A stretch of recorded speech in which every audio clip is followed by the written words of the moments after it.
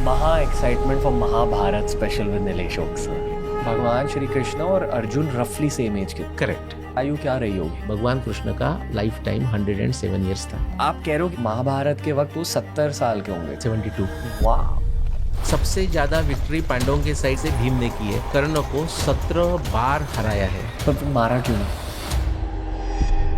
Monika carmine का जो data है उसमें 4 मिलियन मेन चले गए, लेकिन स्त्री बड़ी नहीं, वो तो जो थी वो थी। 17:1 हो गया रेशो। मतलब हर आदमी के लिए 17 और। करेक्ट। सच में महाभारत। यस। किसी को भी ऑनेस्टली गुप्ता का समय पता नहीं, किसी को मौर्य का समय पता नहीं, ये आज की बात है। This is the first time in my life I've heard someone challenging Chandragupta Maurya's era and Ashoka's era. उनको किसी को जाके पूछो कि भाई इसका एविडेंस क्या है? Zero evidence. बिकॉज ये ब्रिटिशों ने तो क्या 4000 BC के बाद ही सब कुछ कंप्रेस करना है। वाओ। ये आर्यन इन्वेजन जो चलता है, तब हम भारत का पॉपुलेशन का जेनेटिक सैंपल लेते थे जस्ट आफ्टर महाभारत। ये एक सिग्नेचर हो गई ना। 1000-2000 साल के बाद एग्जैक्टली सेम सिग्नेचर आपको मिडिल ईस्ट और यूरोप में मिलती है। तो क्या हुआ होगा? क्या कहना चाहोगे द्वारका के बारे में सर? जो कृष्ण की द्वारका आपको ढूंढनी है, आपको सोमनाथ में जाना है। वेस्ट डायरेक्शन में देखो, साउथ इधर रही, बीच में 45 डिग्री एंगल बनाओ, डीप ब्रीथ करके जंप करो और 10 to 15 किलोमीटर अंदर आपको कृष्ण की द्वारका मिलेगी।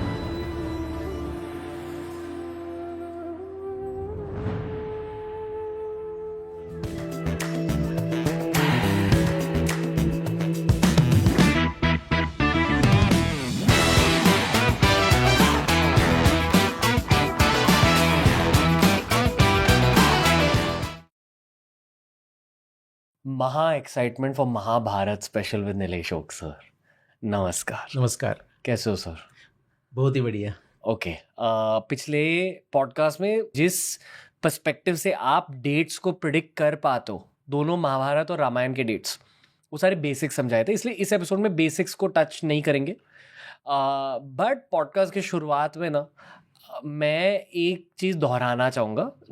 आपने बहुत अच्छी आदि शंकराचार्य की कोट मुझे सुनाई थी, अनरिलेटेड टू महाभारत। सॉरी, बड़ी बहुत जबरदस्त कोट है, इसलिए पॉडकास्ट की शुरुआत उसी कोट से होगी। ओके। तो उनका शंकराचार्य जी का कोट है, आद्य शंकराचार्य जी का, सत्यानृते द्वे मिथुनीकृत्य वर्तते लोकयात्रा। हमारी जो जीवन क्रम जो चलते रहता है वो सत्य और अनृत यानी सत्य और असत्य के मिश्रण से चलते रहता है। लेकिन असत्य का, उन्होंने असत्य शब्द का उपयोग नहीं किया, अनृत किया। इसका अर्थ ऐसा है कि सत्य मीन्स व्हाट इज, अभी क्या है हमारा, और फिर अनृत मीन्स आज नहीं है लेकिन मैं चाहता हूँ, मेरे पास इतना पैसा हो, ये गाड़ी हो, आज नहीं है, वो चाहता हूँ। मनोकामना, क्योंकि आज नहीं है ना, वो सत्य नहीं है आज, लेकिन मैं चाहता हूँ ऐसा हो। तो हमारे करंट कंडीशन में हैप्पी रहना, सेटिस्फाइड रहना और पुरुषार्थ के लिए हैप्पीनेस के स्टेज में काम करना, यही अच्छा जीवन का मार्ग है। वाह वाह। एज इन संतुष्टि अपने दिल में अब रखो, पर मेहनत करते रहो अपने सपनों के लिए। जैसे कि और एक उपनिषद में बोलते हैं, पूर्णात पूर्णमिदम पूर्णात स्यात्, कि हम पूर्ण से पूर्ण की तरफ जा रहे हैं। You have to be always happy with what you have, and when you go to a next stage, दूसरे स्टेज में जाओगे, वहां भी हैप्पी रहो।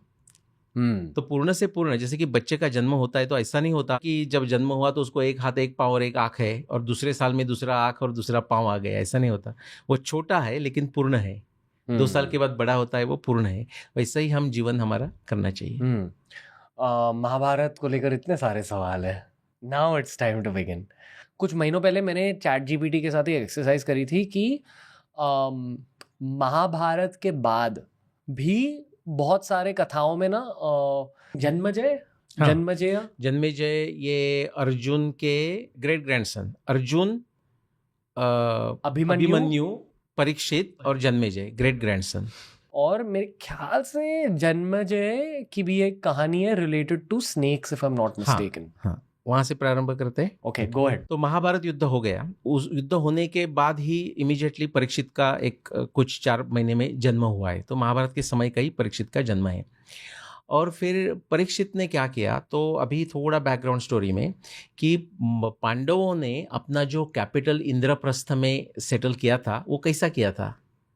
खांडव वन को जला के, यानी कि खांडव वन जो फॉरेस्ट था जहाँ नाग लोगों का कंट्रोल था, तो उसको क्लियर करके उनके साथ थोड़ा सा युद्ध, ऐसा नहीं लेकिन उनको जलाया तो वो निकलना जाना पड़ा। नागलोक मीन्स नागलोक है, स्नेक्स नहीं है।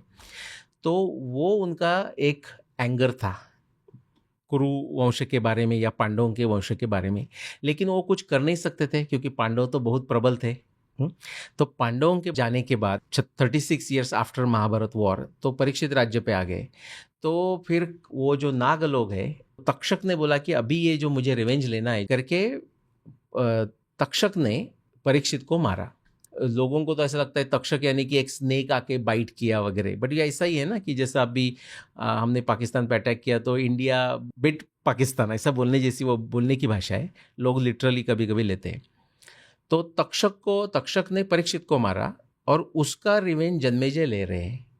इसलिए जन्मेजय ने सर्प सत्र का प्रारंभ किया।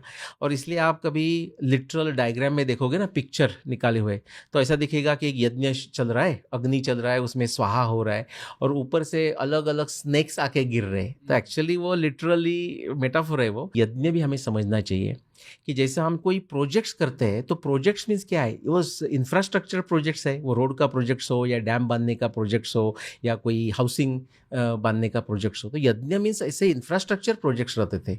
उनका जो स्वाहा करने का है वो सिंबॉलिक रहता था। ये एक्चुअली नाग लोगों को टेम करने वाला एक प्रोजेक्ट है। तो जो मेन सेंटर है जहाँ से वो ऑपरेशन ऑफ कंट्रोल है, वहाँ महाभारत की कथा चल रही है। तो आज जो हमें महाभारत हमारे पास जो है वो व्यासदेव ने वैशंपायन को सिखाया हुआ, वैशंपायन ने जन्मेजय के सर्प सत्र में जन्मेजय को बताया हुआ महाभारत। और उस सर्प सत्र में रोमहर्षण सौती नाम के एक ऋषि थे वो ऑडियंस में, उन्होंने वो पूरा सुना वैशंपायन से। और जन्मेजय का सत्र कंप्लीट होने के बाद उसने पूरा अपना रिवेंज कंप्लीट कर लिया समझ लो। रोमहर्षण सौती वहाँ से निकल के नैमिषारण्य फॉरेस्ट में गए, जहाँ शौनक ऋषि और बहुत सारे ऋषि बहुत बड़ा लंबा 12 साल का यज्ञ कर रहे हैं। तो वो पूछते कि आप भाई कहाँ से आ गए, तो उन्होंने बोले कि अभी जन्मेजय का सर्पसत्र से आ गए। तो फिर उधर को क्या क्या चर्चा हुई, क्योंकि ये चर्चा ये कॉन्फ्रेंस जैसे होते थे कि जहाँ ज्ञान का आगे पीछे एक्सचेंज हो जाता था। तो उन्होंने बोला कि वहाँ हमने पूरा महाभारत का पठन सुना। तो जो रोमहर्षण सौती ने नैमिषारण्य के ऋषियों को, शौनक ऋषि और आदि ऋषियों को बताया, वो महाभारत जो डॉक्यूमेंट हुआ वो आज हमें मिलता है। वाह। तो महाभारत में 4 रिसेंशन है। बाद में थोड़े से उसमें एरर्स आ जाते हैं। एक एग्जांपल बताता हूँ, ऐसे तो एरर अभी भी होते हैं। जैसे कि वो सब लिखा जाता था भोजपत्र पे।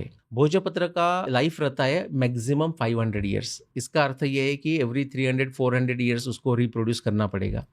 तो जैसे कि हम अभी कुछ बड़ी फिलोसॉफी की बात या इंजीनियरिंग की बात करेंगे, लेकिन हमारे वो थीसिस हम टाइप करते थे तो टाइपिस्ट तो ऑर्डिनरी टाइपिस्ट रहता था, उसको तो थर्मोडायनामिक्स का स्पेलिंग भी बोलना पड़ता है।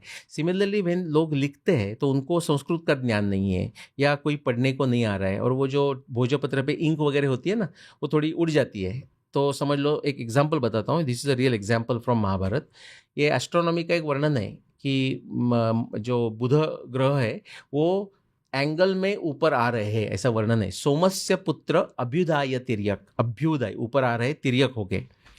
तो कोई महाभारत के प्रति में सोमस्य के जगह आपको मिलता है यमस्य, क्योंकि आप इमेजिन कर सकते हैं, नागरी भाषा का स इमेजिन करो, उसका काना निकल गया, ऊपर की मात्रा निकल गई, तो पढ़ने वालों को थोड़ा प्रॉब्लम होगा, ये स है या य है करके। ऐसे टाइप के एरर्स ऐड हुए। लेकिन जैसे एकेडमिया में बोला जाता है, उसको कोई फाउंडेशन नहीं है, कोई बेसिस नहीं है कि बहुत सारा बाद में सालों साल ऐड करते गया, ऐसा कोई महाभारत में नहीं है। ऐसा होता तो महाभारत के जो 300 से संदर्भ है और बाकी भी सरस्वती के वर्णन है, वो मैच ही नहीं होते थे 7500 ईयर्स के लिए। के वाओ। चैट जीपीटी के साथ मैंने एक एक्सरसाइज करी थी कि मैंने पूछा था कि please print out the entire lineage of Pandavas even after Janamejaya, और एक पॉइंट के बाद ना वो लीनियज फिर खत्म हो जाता है। Chat GPT basically told me कि in the end it was replaced by these janapadas and mahajanapada system. Correct. अभी पॉलिटिकली आप समझाइए कि because the whole assumption of our conversation is कि रामायण और महाभारत सच में हमारे इतिहास का हिस्सा है, भारत के इतिहास का हिस्सा है। बहुत सारे जीनियोलॉजीज होते हैं, क्योंकि एक फैमिली में बहुत सारे ब्रदर्स, फिर उनका नीचे नीचे कजिन ब्रदर्स हो जाता है। 2 एग्जांपल लेता हूँ। जैसलमेर की जो रॉयल्टी है वो अपने को भगवान कृष्ण के साथ जोड़ते हैं। कि भगवान कृष्ण का उनका कुछ वज्र नाम का ग्रैंडसन या सन था, उनसे वो आए करके। तो आप अभी जाके कोई भी गूगल में चेक कर सकता है कि उनके जो जनरेशन्स है वो अबाउट 160 टू 170 जनरेशन्स के नाम लिखे, लाइक कृष्ण वज्र करके आज का जो उनका राजा होगा। वाओ। नाउ रामायण के कॉन्टेक्स्ट में जयपुर की जो रॉयल्टी है वो समझते हैं कि हम रामायण के समय से हमारा लिंक है, जीनियोलॉजी है, और आज भी हम राम के वंशज हैं। उनकी जो लिस्ट है वो 330 किंग्स के लिस्ट है। Now just for fun, Mahabharat हुआ 7500 ईयर्स, जो मैंने थीसिस रखा है। 7500 को आप 160 या ऐसा डिवाइड कर दो, जो एग्जैक्ट नंबर भी मैंने किया है, मैंने पॉडकास्ट भी किया है उसके ऊपर, वो नंबर आता है approximately 45 years average. 7500 divided by 160 170 जो आता है वो, कि on an average every king ruled for 45 years. वो रॉयल्टी है वो, बिकॉज हर एक किंग का नाम भी नहीं आता उसमें, जो फेमस किंग है उनका ही नाम आता है। पुराण में भी वैसा ही है, जब लिस्ट दिया रहता है ना, वो सब डिटेल किंग नहीं है, प्राधान नेनेह ऐसा वर्ड आता है, only prominent kings are mention उसमें। और एक कह दूँ, जो भगवान राम के समय का जो राम का इंपॉर्टेंस था ना, उनके कारण भगवान राम के जो वंशज महाभारत युद्ध में पार्टिसिपेट किया उनका नाम आता है, बट बस 2 श्लोक में नाम आता है। रियली? फॉर एग्जाम्पल, भगवान राम के लव और कुश, ये 2 पुत्र थे। तो एक लव को अयोध्या के राज्य मिल गया, और कुश को दक्षिण कोशला, मीन्स अभी का छत्तीसगढ़ वगैरह वो एरिया उनको मिल गया।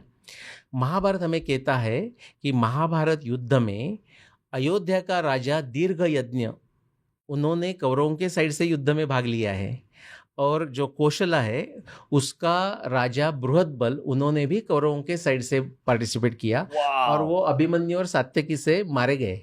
ओह वाह।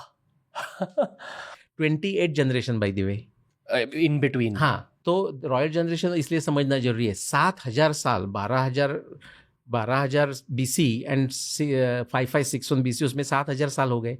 उसमें रॉयल्टी में ओनली 28 किंग्स का नाम आया है। तो 28 किंग्स तो 7000 साल में मीन्स कितना हो गया, बहुत 500 ईयर्स रहे, ऐसे नहीं है।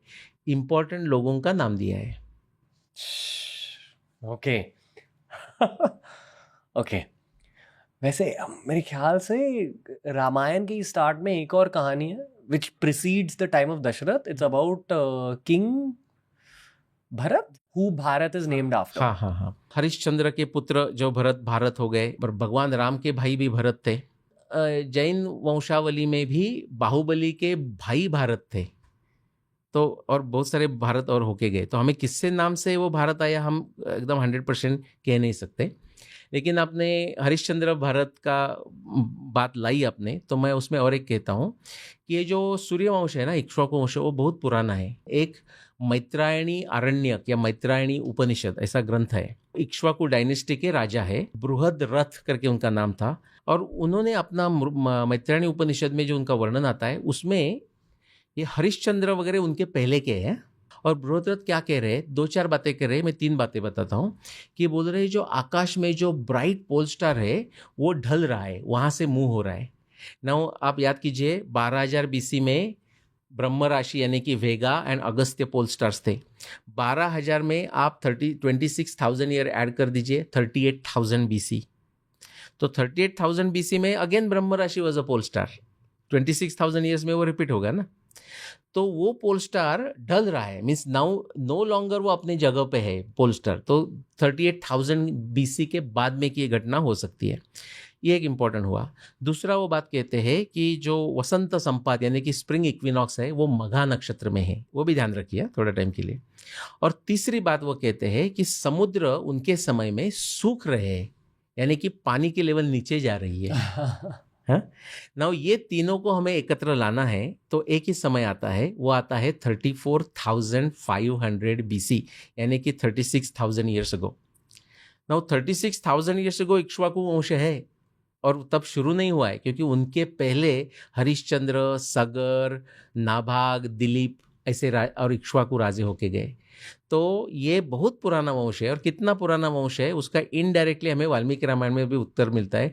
जब दशरथ पुत्र कामेष्टि यज्ञ करने निकलते हैं ना, तो बहुत सारा लोगों ने उसका लिटरली लिया है, लिटरली लेना नहीं चाहिए। वो वाल्मीकि कहते हैं ये 60,000 साल पुराने हैं। दशरथ, तो 60,000 साल तो आदमी तो नहीं रहता. Basically what is being told is that the Dashrath के जो फेमस डायनेस्टी है सूर्यवंश की, वो 60,000 साल पुरानी है. ना आप एक मैथ कीजिए, 12,000 BC में 60,000 ऐड कीजिए, कौन सा समय आता है? 72,000 BC. 72,000 BC में क्या हुआ था? टोबा एक्सप्लोजन हुआ था. Wow wow. तो टोबा एक्सप्लोजन के बाद जो रिसर्जेंस ऑफ संस्कृति है भारतीय संस्कृति में, इसलिए इक्ष्वाकु वंश ओरिजिनल वंश कहा गया है. Goosebumps. तो Ikshvaku perhaps happened right after Toba. हाँ. ओए होए. वाओ. ओके. मेरा दिमाग पॉज हो गया है. But let's move. कंसिडरिंग कि पिछले 2000-3000 सालों में पृथ्वी पर जो हुआ है, कि इतने सारे कल्चर्स नष्ट हो चुके हैं यूरोपियन इंपीरियलिज्म की वजह से. ये सिर्फ मैं नहीं कह रहा, ये जितने भी अमेरिकन पॉडकास्ट है जहाँ हिस्ट्री की बात होती है, सब ये कहते हैं. मैं अभी ये कहने वाला था कि यार नहीं, बट इंटरनेट की वजह से अब यही नॉलेज निकल के आ रही है फिर से दुनिया के सामने. बट द ट्रूथ इज, अगर एक और मीटियोर गिरा तो इंटरनेट भी हमेशा हमेशा के लिए गई. करेक्ट. सबसे ओरल ट्रेडिशन इंपॉर्टेंट हो जाती है इसके लिए. हाँ, ओरल ट्रेडिशन. कितने सारे इंटरनेट आए और चले गए, हमें क्या पता. Very true. It might be right. Very true. Technology is come and gone. Technology is come and gone. Pushpak विमान आके गया. राइट. यस. महाभारत में विमानों की बात होती है ना. होती है. हाँ, जैसे कि दो बहुत है, लेकिन दो. महाभारत में इतना हमें ऐसा प्रश्न आप पूछते हैं क्योंकि मेन जो हीरोज और विलन है उनके पास विमान नहीं है. पांडव कौरवों के पास विमान नहीं है, कृष्ण के पास भी विमान नहीं है. लेकिन कृष्ण को शाल्व नाम एक राजा ने सौभ नाम के विमान का उपयोग करके अटैक किया था. और रामायण पांडवों के पूर्वज में एक उपरिचर नाम का राजा था, और उसका तो लो फ्लाइंग हेलीकॉप्टर विमान होगा, हेलीकॉप्टर नहीं, जो कुछ होगा, क्योंकि उसका ऐसा वर्णन है, वेरी ह्यूमरस वर्णन, कि वो लो फ्लाइंग विमान में जा रहे थे और कोई एक सुंदरी चली जा रही थी, तो वो चलाते चलाते देख रहे तो नीचे गिर गए. ऐसा महाभारत में वर्णन है. वाह. ओके. अभी cutting to the chase, Mahabharat कब हुई और आपको कैसे पता कि कब हुई? Very good. महाभारत कब हुई ये हम exactly precisely down to the year और डे बोल सकते हैं. हाँ, तो first day of the Mahabharat war 16 October 55-61 BCE. 18 दिन चली, तो 16 अक्टूबर से लेके 2 नवंबर तक. तो उसमें तो कोई बड़ी दिमाग की बात नहीं है, 18 डेज काउंट करने वाली बात है. पहला दिन कैसा हमें पता, वो 40 रेफरेंसेस है चंद्र के पोजीशंस, चंद्र के कला और चंद्र का नक्षत्र सापेक्ष स्थिति. उससे हमें समझता है first day was a Kartik अमावस्या, और कोई दिन हो ही नहीं सकता. बहुत सारे जो संशोधक है वो अलग अलग बातें करते हैं, बट वो गलत बातें हैं. महाभारत जो कोई पढ़ेगा उसको कार्तिक अमावस्या छोड़ के और कोई दिन आ ही नहीं सकता. लेकिन अभी वर्ष कैसा निकालेंगे, तो वर्ष का ये मेरा ओरिजिनल काम रहा. तो उसमें युद्ध के एक दिन जब व्यासदेव धृतराष्ट्र को बोल रहे कि भाई आप एक बार ट्राई करो युद्ध नहीं करने का, तो धृतराष्ट्र ने तो हम जीतने वाले, मन में उसको विश्वास है करके हम मानेंगे नहीं.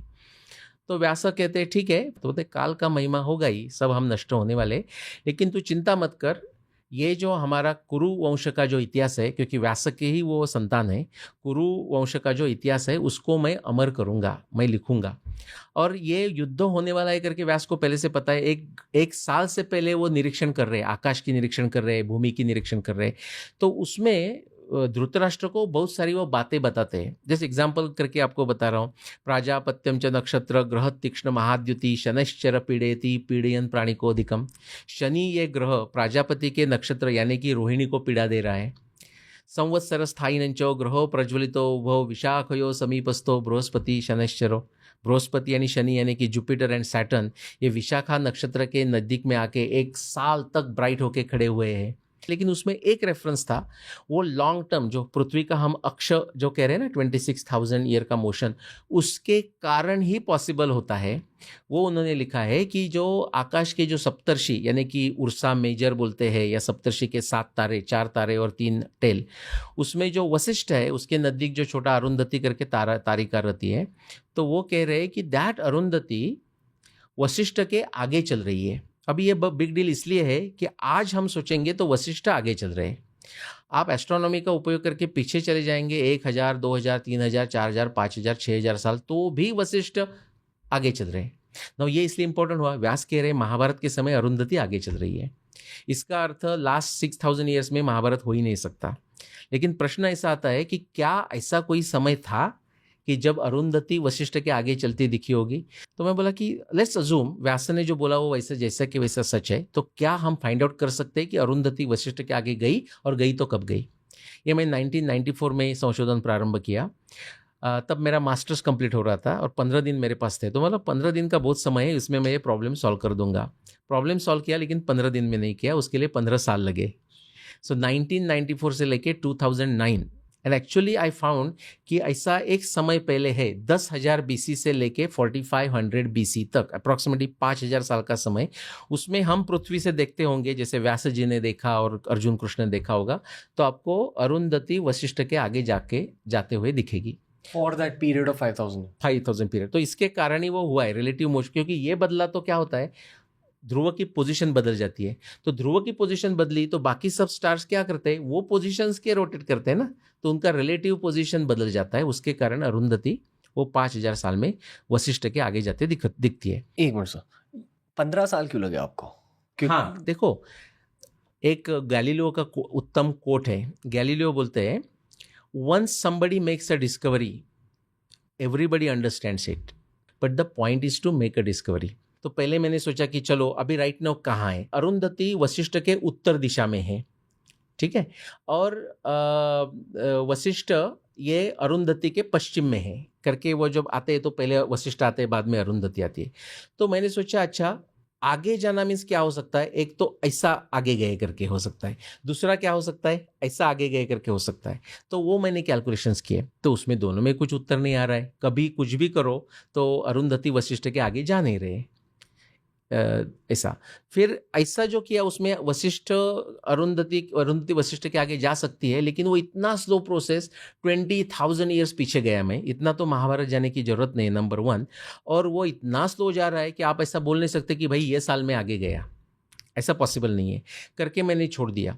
फिर मैंने ये प्रिसिशन का उपयोग करके अक्षांश, रेखांश, सब बहुत सारे ट्राई किए। फिर ये ट्राई मुझे मैन्युअली करने पड़ रहे हैं। फिर 95-98 के आसपास मुझे कोई सॉफ्टवेयर मिले, लेकिन वो डॉस बेस्ड, पुराने ज़माने के ना, विंडोज़ भी नहीं, डॉस वाले सॉफ्टवेयर थे। उनके दो प्रॉब्लम, उनका जो रिजोल्यूशन रहता है ना, कितना छोटा देख सकते हैं, वो अच्छा नहीं था। बाद में मैं जब 2009 में वो शोध लगाया कि यस ये समय में गई, तो मैं फिर actually I went to old software के पास में गया और देखा, तो एक्चुअली उसमें दिख रहा था।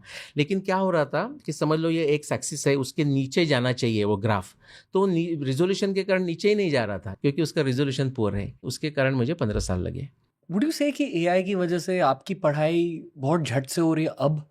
एआई का गुड एंड बैड दोनों है। आपको एक एग्जांपल बताता हूँ, जैसे कि कृष्णा की द्वारका, पॉल ब्लैंचॉन और जेम्स शॉ का 1995 का पेपर है कि 3 कैटास्ट्रोफिक राइज इवेंट होते हैं। ओशन लेवल्स की राइज, ओशन लेवल्स कैसा हो रहा है, वो स्मूथ पानी आ रहा है 20,000 साल के लिए, लेकिन बीच में 3 बार सडनली ऐसा आता है, फिर स्मूथ होता है, उसको कैटास्ट्रोफिक राइज बोलते हैं।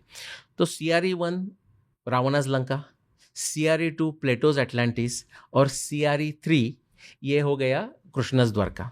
अभी देखो, एक अभी अपना ट्विटर में वो ग्रॉक है ना, एआई वाला, तो ग्रॉक को मैं पूछा, किसी ने मुझे प्रश्न पूछा था कि भाई इसका एविडेंस क्या है, तो मैंने ग्रॉक को बोला कि please pull the paper by Paul Blanchon and James Shaw and list the event for Krishna's Dwarka 5525 BC।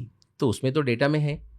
उसने क्या क्या पता है, इसलिए बोल रहा हूँ कि एआई का पॉजिटिव और नेगेटिव दोनों है। उसने बोला कि ये पॉल ब्लैंचॉन के पेपर में 2 कैटास्ट्रोफिक राइज इवेंट है, CRE1 वो 14,002 वाला, CRE3 11,005 वाला। लेकिन आप जैसा पूछ रहे हैं कि कृष्ण की द्वारका के लिए 5525 BC, ऐसा कोई यहाँ डेटा है नहीं। Now just as a humour and as a anger, मैंने उधर कमेंट में ऐसा फनी लिखा कि why the hell you did not talk about CRE3, जो कैटास्ट्रोफिक राइज इवेंट 3 जो कृष्ण के द्वारका, थोड़ा उसने समय लेते हैं ना। उसने बोला कि my sincere apologies, sorry, actually yes there is a CRE3 and that perfectly matches with your dating of 5525 BC। कि उधर डेटा होने के बाद भी एआई ने वो सीआरई में पूछने के बाद भी भाई 55-25 का बताओ, तब भी वो पहले बताए नहीं, ऑलमोस्ट एज इफ लाइक वो मुझे टेस्ट कर रहा था कि मुझे पता है कि नहीं। इसका अर्थ क्या होता है, आप एआई यूज करके डेटा जनरेशन करोगे या रिव्यू पेपर करोगे तो उसके ऊपर अपन ट्रस्ट नहीं कर सकते, क्योंकि वो सब इंफॉर्मेशन आपको देगा ऐसा जरूरी नहीं। But astronomy softwares are useful. Astronomy softwares are useful. AI is partially useful, but just like I will say, still the real intelligence is required. Otherwise, it can send you on the wrong track.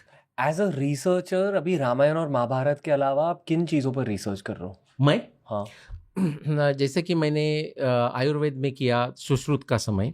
जैसे कि आप Wikipedia में देखोगे तो सुश्रुत का समय 600 BC कहा जाता है। वो हर्नले करके आदमी ने वो डेट निकाला हुआ है।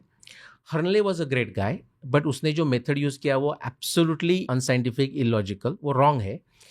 सुश्रुत के एग्जैक्ट समय हमें पता नहीं, लेकिन मैंने जो रिसर्च किया है उससे मैं ये दिखाया है कि सुश्रुत का समय डेफिनेटली 8000 साल से पहले। नाउ ये itself is a revolution in itself है। मुझे सब आयुर्वेदाचार्य लोगों के फ़ोन आते हैं, ईमेल्स आते हैं कि भाई आपने हमें कॉन्फिडेंस दे दिया हमारे साइंस के बारे में कि इतना पुराना है। फिर मैं आयुर्वेद के औषधों के साथ प्रयत्न कर रहा हूँ। रूपा भाटी जी के साथ ऋग्वेद पे पीछे काम चल रहा है। IVC इंडस वैली स्क्रिप्ट जो है, अभी रूपा भाटी जी का बहुत बड़ा संशोधन चल रहा है, वेरी वेरी फैसिनेटिंग। कि सब तो अभी मैं बताता नहीं मीन्स कोई सीक्रेट नहीं है, उनका अभी भी रिसर्च चल रहा है। बट बेसिकली मैंने आपको जो कहा कि भारत से लोग बाहर गए हैं, तो बाहर गए तो नाम भी लेके गए। जैसे कि इजिप्ट के भी भारत की डायनेस्टी हो सकती है, रामेसिस 1, रामेसिस 2, रामेसिस 3, ये संशोधन का विषय है। थाईलैंड में आपको पता ही है राम 1, राम 2, राम 3 होते रहते हैं। तो टर्की में भी आपको, इराक में वगैरह ऐसे आपको जो जीनियोलॉजीज वहाँ के मिलते हैं, इंडस वैली सिविलाइजेशन की इंडस वैली स्क्रिप्ट में लिखी हुई, उसमें भारतीय नाम मिलते हैं। जैसे कि ऋग्वेद में शंबर और इंद्र का फाइट होता है, तो शंबर ऐसा नाम आपको टर्की में मिल जाता है। अम्बरीश ऐसा नाम आपको टर्की के जीनियोलॉजी लिस्ट में मिल जाता है। सो बहुत सारा ऐसे टाइप का रिसर्च बहुत चल रहा है। वुड यू से कि आप अर्थ की हिस्ट्री ज़्यादा जान रहे हो with a starting point of Ramayan Mahabharat? Definitely. लेकिन ये बात हमें ध्यान में रखना चाहिए कि ऐसा नहीं होगा कि इसलिए हम 1 मिलियन साल पहले की भी जान लेंगे। शायद जान लेंगे, एविडेंस मिला तो। लेकिन आज जो लोगों ने एक रॉन्ग हिस्ट्री, ट्विस्टेड हिस्ट्री करके रखी है लास्ट 500 ईयर्स में कम से कम, कि 7000-5000 साल में विश्व का ह्यूमन सिविलाइजेशन का हिस्ट्री हो जाता है। मैं तो कहूँगा कि 5000-7000 ईयर्स इज़ लाइक यस्टरडे। इतनी बड़ी हिस्ट्री हमारे पास है। हमारे में सिर्फ भारत की बात नहीं कर रहा हूँ, विश्व की बात कर रहा हूँ। और इसलिए रामायण महाभारत का अभ्यास करना ये सिर्फ भारत का इतिहास समझने के लिए नहीं है, ये विश्व का इतिहास समझने के लिए उसका उपयोग हो रहा है। जैसा अभी रूपा भाटी जी का संशोधन दिखा रहा है, मेरा संशोधन दिखा रहा है, बहुत सारे लोगों का। इंडस वाली स्क्रिप्ट अभी डिसाइफर होगी? कितनी होगी पता नहीं, उसका चैलेंज मैं बताता हूँ। लेकिन उसका जो डेवलपमेंट हुआ है वो मैं बताता हूँ कि राजेश राव करके वाशिंगटन यूनिवर्सिटी में प्रोफेसर है, उन्होंने ये दिखा दिया कि ये लैंग्वेज है। कि पहले तो बोलते थे कोई सिंबल्स भी हो सकते हैं, ऐसा नहीं है, ये लैंग्वेज है। जो एंट्रोपी ऑफ द लैंग्वेज करके जो स्टडीज़ होते हैं उसमें दिखाए, बहुत पहले उनका टेड टॉक है उसके ऊपर। उसके बाद सू सलीवन जो मेरे मित्र है, कैलिफोर्निया में रहती है, तो उन्होंने बहुत सारे विश्व के इजिप्शियन लैंग्वेज से लेके इलामाइट वगैरह बहुत सारा भाषाओं का उपयोग करके जो इंडस वैली के जो सिंबल्स है उसको साउंड वैल्यू दे दी। उसमें भी बहुत प्रगति हो गई। जैसे कि एक सील का उन्होंने डिसाइफरमेंट किया था, तब मैं कन्विंस हुआ। अश्वमेध वीर्य मीन्स अश्वमेध सोल्जर, ऐसा टाइप का। अश्वमेध इज़ अ कॉम्प्लेक्स वर्ड, लेकिन वो उनका आ गया, तो आई थॉट कि कुछ उसमें दम है।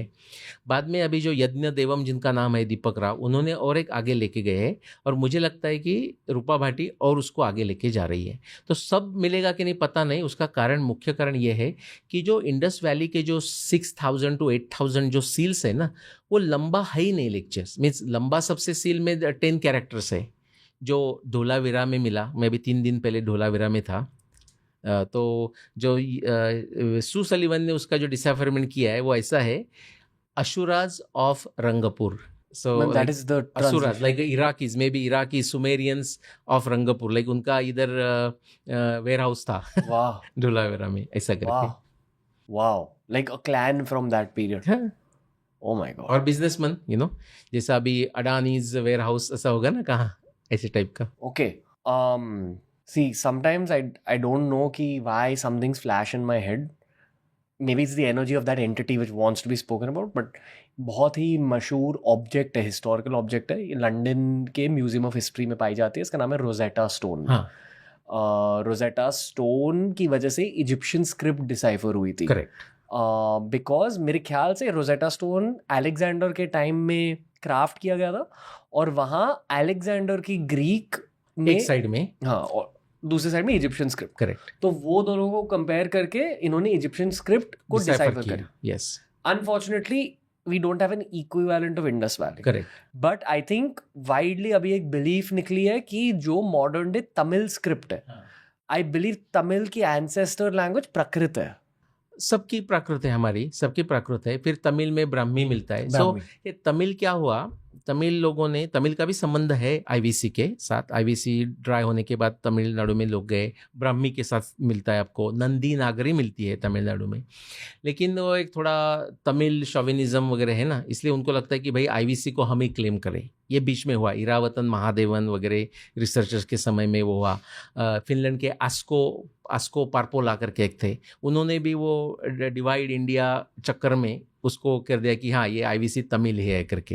एक दूसरा बलूचिस्तान का एक लैंग्वेज है, ब्रूवी, ऐसा मैं नाम भूल रहा हूँ उसका, तो उसका भी तमिल के साथ संबंध है. तो तमिल के साथ तमिल की भाषा का संबंध है ही, लेकिन ये जो लैंग्वेज है अभी जो हमें पता चल रहा है IVC, basically it is a Sanskrit. It's also tadbhava, meaning Sanskrit में बदल होकर गुजराती, मराठी, हिंदी कैसी होती है ऐसे भी है. अपभ्रंश जैसे शब्दों का ट्विस्ट होके बन जाता है. बाल्यवत का मराठी में बावलट हो जाता है, ऐसे टाइप का अपभ्रंश भी है. और फिर बाकी भाषा के भी उसके ऊपर इफेक्ट है. जैसे कि सील्स में ना, तो रूपा भाटी ने बहुत अच्छा दिखा है कि जो आईवीसी स्क्रिप्ट में लिखे हुए सील्स, समझ लो आपको ओमान में मिलते हैं, आपको टर्की में मिलते हैं, तो क्या होगा, यहाँ का प्रोडक्ट एक तो वहाँ गया हुआ होगा, या वहाँ का प्रोडक्ट यहाँ आ रहा है, लेकिन उसका जो नाम लिखा है वो भारत में जो चीज़ को उसको कहते हैं उसमें लिखा होगा. ऐसे टाइप का वो रिसर्च कर रही है. तो कभी कभी हाँ, जैसे कि हम इंग्लिश में भी नीलेश, ये तो पहले मराठी में होगा नागरी में, बट अभी इंग्लिश में भी NILESH लिख सकते हैं ना. ऐसी वो भाषा में what she is finding right now कि जो ओमान में सील्स मिलते हैं, वहाँ ओमान के जो वस्तु है उसका नाम आईवीसी सील में लिखा है. और वेरी रोमांचकारक उनका रिसर्च है. यानी कि उस फेज की असली ह्यूमन हिस्ट्री के बारे में और बहुत कुछ पता चलेगा अगर हमने आईवीसी को डिसाइफर किया तो. करेक्ट. एंड शायद आने वाले 5-10 सालों में मेरे ख्याल से हो जाएगी. डिसाइफर हम करेंगे. ओनली मैंने आपको जो लिमिटेशन बताया कि जो सील्स अभी तक मिले, नए सील्स नहीं मिले, तो अभी जो सील्स मिले हैं वो जनरली वेरी फ्यू कैरेक्टर्स रहते हैं. ऐसा लंबा वाक्य नहीं मिलता उधर ना, लाइक 5, 6, 7, 8 कैरेक्टर्स रहते हैं, तो एक शब्द मिल जाएंगे. तो इसलिए हम क्या पता चलता है उसका ये इंट्रिंसिक लिमिटेशन है, जिसको हम एपिस्टेमोलॉजी बोलते हैं कि what is the limit of our knowledge is limited by seals मिले उससे, तो है ना करके. हाँ. इतने सारे टेंजेंशियल सवाल है. जैसे आई थिंक पिछले पॉडकास्ट में हमने बात करी कि it shouldn't be called Indus valley civilization. Sindhu Saraswati valley civilization कह सकते हैं, या भारतीय सिविलाइजेशन भी उसको कह सकते हैं. बट मान लो जब मोहनजोदारो, हड़प्पा फ्लरिशिंग थे, हाँ. जब एकदम टॉप पे थे, I am pretty sure at the same time Uttar Pradesh में, शायद बंगाल में भी, शायद नॉर्थ ईस्ट में, शायद उसके पार भी ऐसे सिटीज रहे होंगे. हाँ ना. It's just that enough digging has not happened. Enough digging नहीं होगा, ये एक पॉसिबिलिटी है. दूसरी पॉसिबिलिटी ये भी हो सकती है कि गंगा यमुना को फ्लड आते रहते तो चलो लेके गए, तो बे ऑफ बंगाल में जाके ढूंढना पड़े.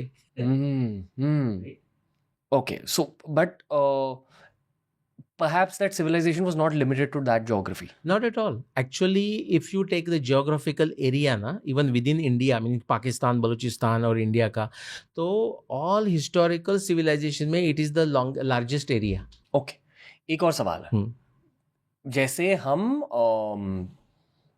रामायण को वाल्मीकि रामायण से समझते हैं ज्यादा, and we assume that this is the only real one, right? But Valmiki Ramayan Devanagari script में लिखी गई. Correct. Why was there a need to then create this symbolic language? हाँ, क्योंकि नहीं, वेरी गुड, बट ऐसा नहीं है कि देवनागरी थी और उसके बाद इंडस वैली आ गई script. Indus valley script Devanagari के पहले की है ऐसा लगता है। पॉसिबल हाँ। वाह, तो जो देवनागरी हम आज यूज करते हैं ये इंडस वैली से निकल के आई है।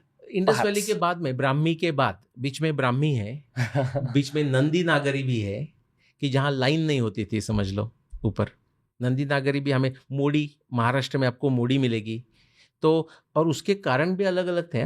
मोड़ी क्यों पता है? क्योंकि मोड़ी में जो हम लीफ पे, भोजपत्र पे लिखते हैं ना, तो ऊपर हाथ उठाया और फिर रखा तो पिंच होता है, होल्स होते हैं उसमें, या ऐसा स्क्रैच करने का प्रयत्न किया तो लीफ कट सकता है।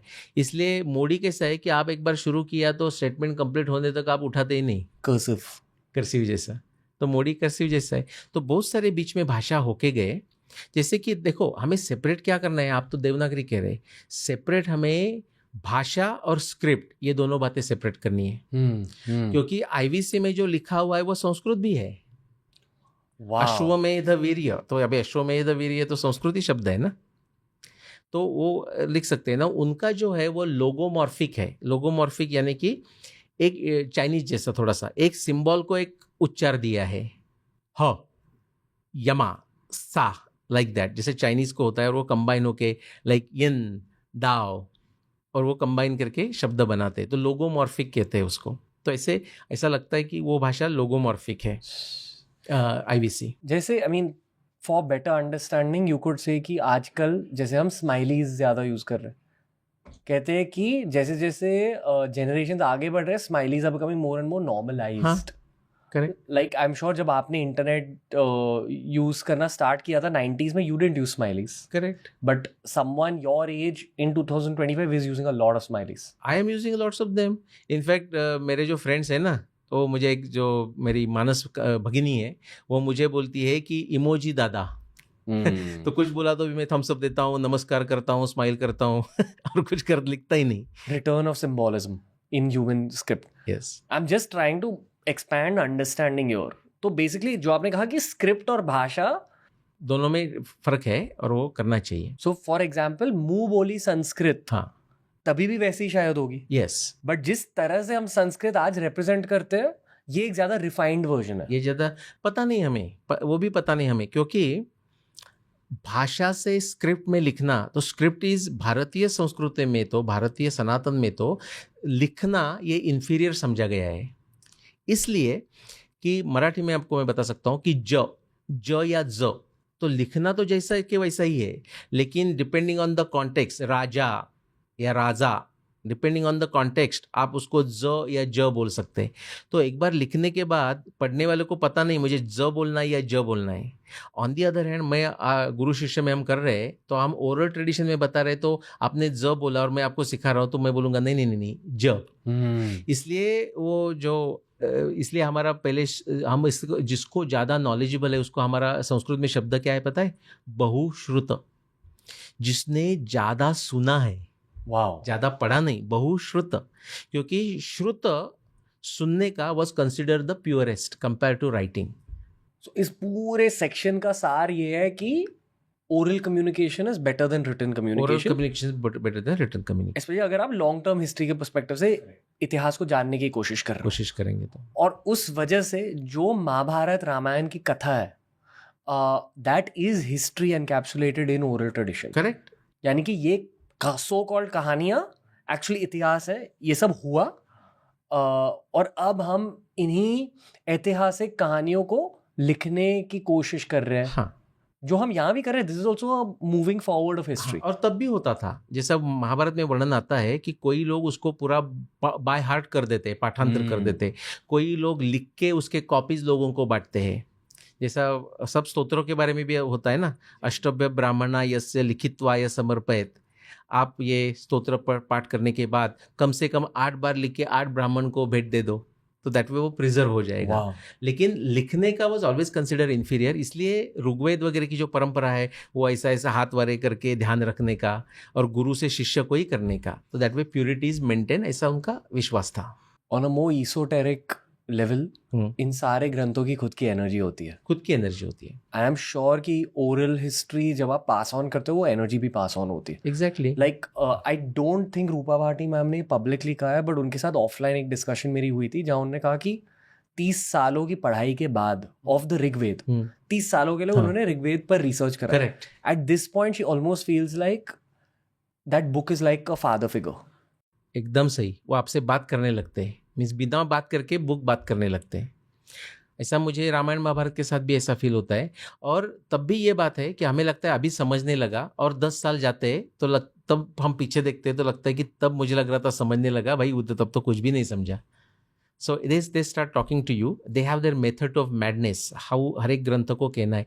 ब्रॉडली के तो हम ये कह सकते हैं ना, जो ब्रॉडली कह सकते हैं कि जो ऋग्वेद है वो ध्यान प्रधान है. वो मंत्रों का प्रॉपर उच्चारण पे एम्फेसिस है. उसके जो आपको आउटकम मिलेंगे वो प्रॉपर उच्चारण से मिलेंगे. उसको आपका अर्थ भी नहीं समझा चलेगा. मॉडर्न इसमें कहेंगे तो कोई मेडिसिन, हमें हेडेक हो रहा है तो एक पर्टिकुलर टैबलेट ली, तो हमें उसके इंग्रेडिएंट्स भी पता नहीं, एग्जैक्टली बॉडी में कैसे काम करते पता नहीं, लेकिन हेडेक बंद हो जाता है ना, समथिंग लाइक दिस. रामायण ये नीति प्रधान है, महाभारत ये कर्म प्रधान है, उपनिषद ये ज्ञान प्रधान है, और भागवत ग्रंथ ये भक्ति प्रधान है. तो उनकी ये पर्सनैलिटी है जो आप बोल रहे थे ना, एक ग्रंथ की अपनी अपनी पर्सनैलिटी रहती है. कर्म प्रधान मतलब आपका महाभारत कर्म प्रधान है, मतलब महाभारत को खुद के कर्मों में अप्लाई करो. नहीं, कर्म पे एम्फेसिस, जिसको हम एंड्योरेंस इन कंडक्ट या आचार सहिष्णुता, हमारे जो 3 फाउंडेशन है सनातन के, फ्रीडम ऑफ थॉट, ये उपनिषद की भाषा है, फ्रीडम ऑफ थॉट, सो विचार स्वातंत्र्य, नीति में दृढ़ श्रद्धा, ये मन की बात है, मीन्स संयम होना चाहिए. और तीसरा जो है वो एंड्योरेंस इन कंडक्ट, यानी कि कर्म करते रहो. मीन्स जब आप जैसे ऐतरेय ब्राह्मण में भी आता है, कृतम संपद्यते चरण, चरण मीन्स चलते रहो, मीन्स कर्म करते रहो. आप जब कर्म करते रहोगे तो आप सत्ययुग में रहोगे. आप सत्ययुग का निर्माण कर सकते हैं. Okay, love it. मैंने सोचा नहीं कि यहाँ तक डिस्कशन पहुंचेगी. मुझे भी नहीं पता था. But interesting. Okay, back to Nilesh ओकज़ोनी and Mahabharata. Yes, and Mahabharata. हमने डेट क्या फिक्स किया? 5561 BCE, यानी कि 7586 ईयर्स अगो इन 2025. ओके. मुझे रामायण बहुत बहुत पसंद है. मतलब मैं जेन्युइनली हनुमान जी का बहुत बड़ा भक्त हूँ. But for whatever reason ना, महाभारत की कथा ने मुझे बहुत ज़्यादा अफेक्ट करा है. May be because it's slightly darker and slightly more layered and elaborate. जो महाभारत की कथा है, right from birth of Bhishma Pitamah up till 36 years post the war, जब युधिष्ठिर स्वर्ग तक जाता है. हाँ. आपके मुताबिक वो टाइमलाइन कितनी लंबी है? अच्छा, तो शंतनु के पुत्र थे भीष्माचार्य, और उनके पहले प्रदीप वगैरह से राजा थे, तो शंतनु से प्रारंभ करते हैं. शंतनु और गंगा, उनके गंगा पुत्र भीष्म हम कहते हैं. अभी उसमें हम डिटेल में जाते नहीं, लेकिन गंगा पुत्र मीन्स क्या, कि मेरा इंटरप्रिटेशन ये है कि गंगा नदी के किनारे की एक स्त्री, उसको नाम से संबोधित किया गया, सो गंगा पुत्र वो है. फिर आपको पता है कि उनको, शंतनु जी को सत्यवती के साथ विवाह करना था, तो इन्होंने एक ब्रह्मचर्य, अखंड ब्रह्मचर्य रहने का व्रत लिया. वो जो भीष्माचार्य है वो महाभारत युद्ध के समय, एग्जैक्टली उनकी आयु हमें पता नहीं, लेकिन कम से कम वो 140 साल के होने ही चाहिए, उससे 1 साल भी कम नहीं ला सकते. तो बहुत लोगों ने जो निष्कर्ष निकाले वो 170, 180, 190 ऐसे हुए.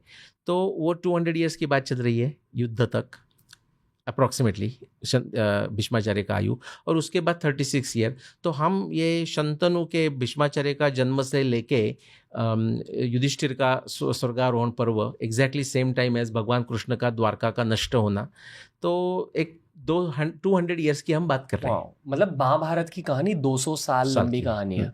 और जो हमारे पास आती है उसके बाद परीक्षित, उसके बाद जन्मेजय, ऐसा करके, तो हम एडिशनली 100 ईयर्स ऐड कर सकते हैं. तो 300 ईयर्स लगा दो. जो हमारे पास अभी आया है वो 300 ईयर्स का है. 1995 30 साल पहले हुआ था. जस्ट फॉर कॉन्टेक्स्ट गाइस, ताकि आप टाइम का महत्व समझें. उसमें और एक जीरो डाल दो तो 300 हो जाता है. इसका 10 गुना का वो है महाभारत की लेंथ. ओए होए. Coming back. ओके, कृष्ण भगवान की आयु क्या रही होगी? बहुत अच्छा प्रश्न. अभी ये भी मैं बता दूं कि कोई भी रिसर्चर महाभारत युद्ध का वर्ष 5561 BC नहीं लेगा तो कृष्ण के द्वारका का डिस्ट्रक्शन बाय समुद्र का पानी ऊपर आने से, भगवान कृष्ण ने कंसों को मारने का समय का जो खगोल शास्त्रीय एविडेंस है, ये कोई मैच नहीं होगा। इतना महाभारत का जो समय 5561 BC निकाला है वो इतना एक्यूरेट है। तो इसलिए आपने कृष्ण का प्रश्न पूछा तो भगवान कृष्ण की बायोग्राफी क्विकली बना देते हैं। तो महाभारत युद्ध के बाद 36 ईयर्स के बाद भगवान कृष्ण की द्वारका पानी में चली गई। वही समय वो द्वारका से निकले और एक जगह फॉरेस्ट में जाके बैठे और वहाँ फिर एक हंटर ने हरिण समझ के बाण मारा और उनको लग गया पाँव को और वो उनका निर्वाण हुआ। वो समय भी 36 ईयर्स ही है, एग्जैक्ट हमें डेट नहीं आती लेकिन वर्ष निकाल सकते हैं। तो इसलिए भगवान कृष्ण के महान निर्वाण का जो समय है वो ईयर है वो 5525 BCE, 5561 + 36 कृष्ण के द्वारका जाने का वही समय। अभी हम पीछे चले जाते हैं तो महाभारत के पीछे हमें क्या मिलता है, ऐसा कोई साक्ष्य क्या मिलती है कि जिससे हम बोल सकते हैं कि हाँ ये बात हुई। वो समय आता है भगवान कृष्ण ने कंस को जो मारा वो वर्ष, वो हरिवंश से वो वर्णन आता है। उसमें 5, 6, 7 अलग एस्ट्रोनॉमी के साक्ष्य है, लेकिन उसमें से मोस्ट यूनिक कि ऐसी घटना लास्ट 10,000 साल में हुई नहीं है, वो सिर्फ साल छोड़ के, वो मैं बताता हूँ। वो ऐसा है कि एक धूमकेतु यानी कि कॉमेट आ गया और अंधक एक कंस के मंत्री उनको बता रहे कि जरा अपना बिहेवियर का सोचो, थोड़ा बदलने का सोचो, ये आपके लिए अच्छे लक्षण नहीं दिख रहे। वो करते वर्णन करते करते वो बता रहे हैं बिकॉज कंस मानने पे तुला है ना, देवकी के पुत्र वगैरह सब करके। तो वो जो रेफरेंस आता है कि आकाश में एक कॉमेट है। अभी कितने नक्षत्र, टोटल नक्षत्र कितने, 27। तो 27 नक्षत्र 360 डिग्री में है, तो हाफ द स्काई जो हमें आकाश में स्काई दिखता है उसमें कितने नक्षत्र होंगे, अप्रोक्सीमेटली हाफ, 13 नक्षत्र होंगे, 13 या 14 बराबर। This is the what the evidence is. केतुना धूमकेतुस्तु नक्षत्राणाम त्रयोदशा, कि ये जो धूमकेतु आया है, केतु मीन्स फ्लैग, जैसा धूमकेतु फ्लैग जैसा ही दिखता है, और वो कितना बड़ा ब्राइट हुआ है, वो पूरा स्प्रेड 13 नक्षत्र स्प्रेड हुआ है। यानी कि रात में जब आप देखते हैं सनसेट या सूर्योदय के समय तो पूरा आकाश उससे भरा हुआ है। ऐसा वेरी रेयरली होता है। और ये कैसा जगह है, नीचे नेक्स्ट श्लोक बोलता है भरण्या दीनी भिन्नानी नानु यान्ति निशाकरम। भरणी नक्षत्र से उसका ब्राइटेस्ट स्पॉट कॉमेट का शुरू होता है। 13 नक्षत्र को, पूरा स्काई को, विजिबल स्काई को कवर किया है और इतना ब्राइट है कि वो पोएटिकली बोला है कि चंद्र को अपना मार्ग दिख नहीं रहा है। चंद्र तो नक्षत्रों का मार्ग लेके जाता है ना, तो नक्षत्र जो ब्राइट स्टार्स है वो भी दिख नहीं रहे। ये जो मैं आपको जो साक्ष्य बोला, ऐसा एक ही समय आता है और बाकी थोड़ा कॉन्टेक्स्ट चाहिए। बाकी जो 5-6 साक्ष्य वो वर्ष आता है, डे भी मैं बोल सकता हूँ, 23 मार्च 5622 BCE। ये जो धूमकेतु की बात है उस दिन अंधक कंस को बोल रहे हैं। तो वही समय, उसके बाद ही कुछ एक महीना में कृष्ण ने कंस को मारा। नाउ भागवत पुराण हमें बताता है कि जब कृष्ण ने कंस को मारा तो कृष्ण की आयु 11 ईयर्स थी, 11 साल थी। तो अभी हमें मैथमेटिक्स करना है तो 5622 + 11 पीछे जाना है तो 5633 BC। और कृष्ण जी का जन्म हुआ वो श्रावण वद्य अष्टमी, ये तिथि, वो डे हम निकाल सकते हैं 2728, क्योंकि मिडनाइट में हुआ करके मैं 2728 हो रहा हूँ। 27 जून 5633 BC ये भगवान कृष्ण का जन्मदिन है और उनका निर्वाण का वर्ष हमें पता है, दिन नहीं पता, 5525 BC। दोनों को आपको सब्ट्रैक्ट करोगे तो नंबर आता है 108। तो इसका अर्थ कृष्ण 107 साल जिए। ना ये जब मैंने संशोधन किया और मैं कोई मेरे लेक्चर्स में बात किया तो एक भारतीय मिस्टर शास्त्री करके, वो ऑस्ट्रेलिया में रहते हैं, तो उन्होंने मुझे ईमेल लिखा, बोला कि नीलेश जी आपको ये पता है, आपने 107 ईयर्स कृष्ण के आयु की बात कर रहे हैं, आपको पता है कि जो उडुपी के जो वैष्णव द्वैत संप्रदाय के मध्वाचार्य थे, उन्होंने भगवान कृष्ण का जो पूरा आयु निकाला है वो आयु निकाला है 107 ईयर्स। उन्होंने कैसा निकाला मुझे पता नहीं, मैंने कैसा निकाला मैंने आपको बोल दिया। उन्होंने महाभारत तात्पर्य निर्णय करके ग्रंथ लिखा, ये 13th सेंचुरी के स्वामी जी है, 900 ईयर्स के। उन्होंने लिखा है सप्तमाब्दम शतोत्तरम, भगवान कृष्ण का लाइफ टाइम 107 ईयर्स था। तो ये हमें एक तृप्ति मिलती है कि आप्त प्रमाण, आत्म प्रमाण, आप्त प्रमाण, शास्त्र प्रमाण तीनों साथ में आ जाते हैं।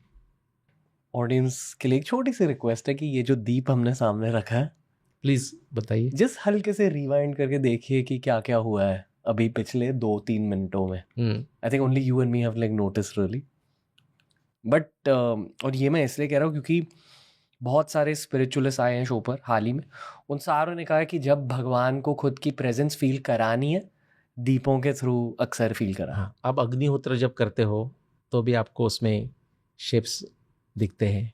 And it happened only when you were mentioning the age again and again, wherever you are Shri Krishna. Thank you. पिछले एपिसोड में हनुमान जी, इस एपिसोड में श्री कृष्ण। और अब हनुमान जी की बात की है तो मैं एक दूसरा फिनोमेनन बताता हूँ कि मैंने जो कहा कि ग्रंथ हमें पढ़ने हैं रामायण महाभारत, तो एमिक स्टाइल से भी पढ़ने नहीं है, एग्जैजरेशन लिटरली भी लेना नहीं है, एटिक स्टाइल से भी नहीं पढ़ने। उसमें 2 बातें बताता हूँ। एक हनुमान जी का, हम ये रिले रेस रहते हैं ना, उसमें हम बोलते हैं ना पासिंग द बटन, ऐसी बात है। हनुमान जी वायुपुत्र है रामायण के समय के। महाभारत समय के वायुपुत्र कौन है पता है? भीम है।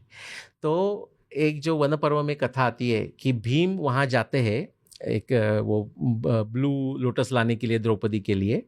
भीम जी बहुत रोमांटिक है तो बीच में रास्ते में हनुमान जी बैठे हुए वृद्ध करके और उठाने का प्रयत्न करते, उठते नहीं। तो फिर लोग पूछते हैं कि अच्छा हनुमान जी फिर वो वहाँ रामायण के समय से यहाँ कैसे हैं? एक्चुअली कैसे हमें पता नहीं। एक स्पिरिचुअल प्लेटफॉर्म पे जब आध्यात्मिक से हम देखते हैं तो ज्ञानेश्वर महाराज का 800 ईयर्स पहले होके गए, लेकिन उनके भक्तों को आज भी दर्शन होता है प्रत्यक्ष। वो कुछ अनुभव की बात है, ये बात करके होने वाली नहीं। वैसा उन्होंने दर्शन दिया होगा, वो तो हो सकता है। लेकिन ये भी बात है कि जो आप एनर्जी ट्रांसफ़र की बात करते हैं ना, तो हनुमान जी अपने त्रेता युग की, रामायण युग की जो वायुपुत्र की जो एनर्जी है, नाउ वो passing the baton to Bhima. Hanuman ji ने भी राम रावण युद्ध में बहुत पराक्रम किया। और आपको पता है सबसे बड़ा पराक्रम करने वाला, आप स्टैटिस्टिक्स करके भी 18 दिन का युद्ध देखोगे दोनों साइड से, तो वो भीम है। अर्जुन से भी भीम ने ज़्यादा युद्ध जीते हैं 1 on 1। जैसे कि साई स्वरूप अय्यर, आपने नाम सुना होगा, बहुत अच्छा लिखती है। तो एक बार उन्होंने मुझे पूछा कि नीलेश जी आपका अर्जुन पे क्यों गुस्सा है? मैं बोला मुझे अर्जुन पे कोई गुस्सा नहीं, लेकिन आप भीम का नाम लेते हैं। मैं बोला क्योंकि भीम ही मुझे हीरो लगता है। मध्वाचार्य ने भी ऐसा कहा है कि भीम इज़ लाइक नरोत्तम और भगवान कृष्ण पुरुषोत्तम। तो साई स्वरूप अय्यर जी बाद में एकदम डिटेल 18 दिन का अभ्यास कर रही थी। 18 दिन का युद्ध का एकदम डिटेल उन्होंने स्टडी किया है। उन्होंने कौरवों के साइड से भी चार्ट्स बनाया, पाई चार्ट्स बनाया, पांडवों के साइड भी चार्ट्स बनाया। और उन्होंने करने के बाद उनके ध्यान में आ गया कि सबसे ज़्यादा विक्ट्री पांडवों के साइड या दोनों साइड में से भीम ने की है। तो उन्होंने वो पाई चार्ट ट्विटर पे डाला था और उसमें लिखा था कि I dedicate this chart to Nilesh ji क्योंकि मैंने भीम के बारे में बोला था। तो ये वहाँ भी हमें हनुमान जी का बड़ा प्रेजेंस है रामायण में, और यहाँ भीम जी का प्रेजेंस है। तो ये कि कोई कोइंसिडेंस नहीं है, वो पैसिंग द बटन है। दूसरी एक छोटी सी बात बताना चाहता हूँ कि ये ग्रंथ हम कैसे पढ़े। और मैं सिर्फ एटिक आउटसाइडर्स को क्रिटिक नहीं कर रहा हूँ, मैं एमिक को भी क्रिटिक कर रहा हूँ। उसका एग्जाम्पल देता हूँ कि युद्ध में एक जगह लिखा है कि 18 अक्षौहिणी वॉरियर्स थे। उसका मैथमेटिक्स हम करें तो 40 लाख लोग आ जाते हैं। लेकिन बाद में एक कोई सौप्तिक पर्व में ऐसा कोई वर्णन आता है, उसमें कितने वॉरियर्स मरे ये युद्ध में, ऐसा वर्णन आता है। तो कोई बड़ा नंबर है, लाइक अब्ज, करोड़, ये ऐसा नंबर है।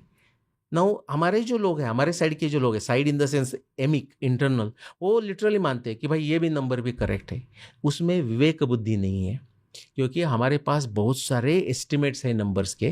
तो आप इधर 40 करोड़ में सबसे बड़ा नंबर हो रहा है और फिर एकदम suddenly out of blue, meaning अभी हम 2 रुपये की बात कर रहे हैं और सडनली 25 करोड़ की बात कर रहे हैं, तो कुछ तो सेंस होना चाहिए ना। तो उसको एमिक हम कहते हैं, दोनों नहीं करना चाहिए। तो क्या करना चाहिए करके मैं एक छोटा एग्जाम्पल देता हूँ। रामायण की, महाभारत, दोनों की, महाभारत की विशेषता जो स्टाइल है ना, वो कैसी स्टाइल है कि वो आराम से प्रैक्टिकल लिटरल बताते हुए इसोटेरिक में जाते हैं, मेटाफोरिकल जाते, फिर प्रैक्टिकल में आते, फिर मेटाफोरिकल जाते। लेकिन ये जब चेंज करते हैं, गियर चेंज करते हैं, वो हमें कभी बताते नहीं। एक एग्जाम्पल बताता हूँ कि जब वो एक ऋषि दूसरे ऋषि को पूरा ये वंश का वर्णन कर रहे हैं, कुरुवंश, पुरुवंश, यदुवंश, तो बोलते हैं मैं आपको अभी वर्णन करूँगा। फिर बोलते हैं ब्रह्मा ने सृष्टि निर्माण की। अरे भाई, आप ये जीनियोलॉजीज का वर्णन कर रहे हो, फिर ब्रह्मा की सृष्टि पे कहाँ गए? फिर वो बोलते हैं कि ब्रह्मा को बहुत सारे मानस पुत्र है, वही मनु है, उसमें से एक पुत्र दक्ष प्रजापति बने, तो मानस पुत्र है मनु, यानी कि वो मनुष्य ही थे। उन्होंने बहुत सारा कार्य किया करके हम उसको ब्रह्मा के पुत्र मान रहे हैं, मानस पुत्र है वो। प्रत्यक्ष ऐसा फादर सन जैसा नहीं है वो। फिर वो दक्ष प्रजापति को, अभी अच्छी तरह सुनो कितना easily they move, Mahabharata moves. Daksha Prajapati को 50 कन्या थी, 50 कन्या थी। हम बोलते ठीक है ऐसा ही चल रहा होगा। वो 50 कन्या में से 10 कन्याओं का उन्होंने विवाह धर्म के साथ कर दिया, 13 कन्या का विवाह आदित्य के साथ कर दिया और 27 कन्याओं का विवाह चंद्र के साथ कर दिया। तो ये प्रत्यक्ष विवाह वगैरह कुछ चल नहीं रहा है, ये कॉस्मोलॉजी का हमारा क्लॉक का मैन्युफैक्चरिंग है। 13 मंथ्स, 27 नक्षत्र और धर्म के 10 गुणों को समझा जाता है, तो उसको एक किया करके। नेक्स्ट लाइन में पुरुरवा से शुरू होता है कि पुरुरवा और इला उनका पुत्र ये ययाति नाभाग, और फिर आगे बात चलती है। तो मैं कंपैरिजन करता हूँ, it's like a Japanese garden. Japanese garden में सब आर्टिफिशियली बनाया है, बट आपको ये नहीं समझता कि नेचर कहाँ एंड हो गया और आर्टिफिशियलिटी कहाँ बिगिन हो गई और फिर नेचर कब हो रहा है। Same logic is there in how the history is told, इतिहास is told in Ramayana Mahabharata और हमारे बहुत सारे ग्रंथ। ये आपको नहीं समझेगा तो आपको महाभारत और रामायण नहीं समझ में आएगी। थोड़ा digression but is important for लोगों को समझने के लिए जरूरी है। डाइग्रेशन की वजह से ही हम हिंदी में पॉडकास्ट कर रहे हैं। Okay, back to Mahabharat talk. Mahabharat it is. हमने बात करी कृष्ण भगवान के एज के बारे में, आपने कहा 107 रफली। करेक्ट। तो महाभारत के वक्त वो 70 साल के होंगे करीब। 72 युद्ध के समय 72। हाँ। और कहते हैं कि भगवान श्री कृष्ण और अर्जुन रफली सेम एज के थे। करेक्ट। जैसे कि ये हमें कैसा पता, जब भगवान कृष्ण पांडवों को आके मिलते हैं तो ये जो हम संस्कार मैनरिज्म जो कहते हैं उसमें भगवान कृष्ण युधिष्ठिर और भीम को नमस्कार करते हैं, नमन करते हैं, अर्जुन को आलिंगन देते हैं और नकुल सहदेव भगवान कृष्ण को नमस्कार करते हैं। जैसे वो भीम को मजले भैया कहता है like in B R Chopra's Mahabharata. I am very obsessed with B R Chopra's Mahabharata. But coming back to the point, तो आप कह रहे हो कि महायोद्धा अर्जुन 72 इयर्स के थे। Correct. At the time of the war, युद्ध के वक्त। Yes. Do you want to expand this thought? Expand the thought in the sense कि अभी हम सोचेंगे तो हम लोग सोचेंगे कि 72 तो भाई बहुत ओल्ड हो गए, ये कैसे काम कर रहे थे। अर्जुन से भी हम आगे जाते, भीम तो और भी उससे बड़े 73-74 होंगे, युधिष्ठिर 75 होंगे, राइट। लेकिन भीष्माचार्य की बात करते हैं तो भीष्माचार्य कम से कम 140 साल से बड़े होने चाहिए, क्योंकि और कोई मैथ बनती ही नहीं अदर। और then 170, 180, 190 is a more realistic. तो ये कैसे पॉसिबल है, हमें उसका पूरा उत्तर पता नहीं, लेकिन लोगों ने जो एक अलग स्पेकुलेशंस किए कि तब का न्यूट्रिशन फूड में भी बेटर, ऑक्सीजन की लेवल, बाकी सब चीज़ें उसके कारण हो सकता है।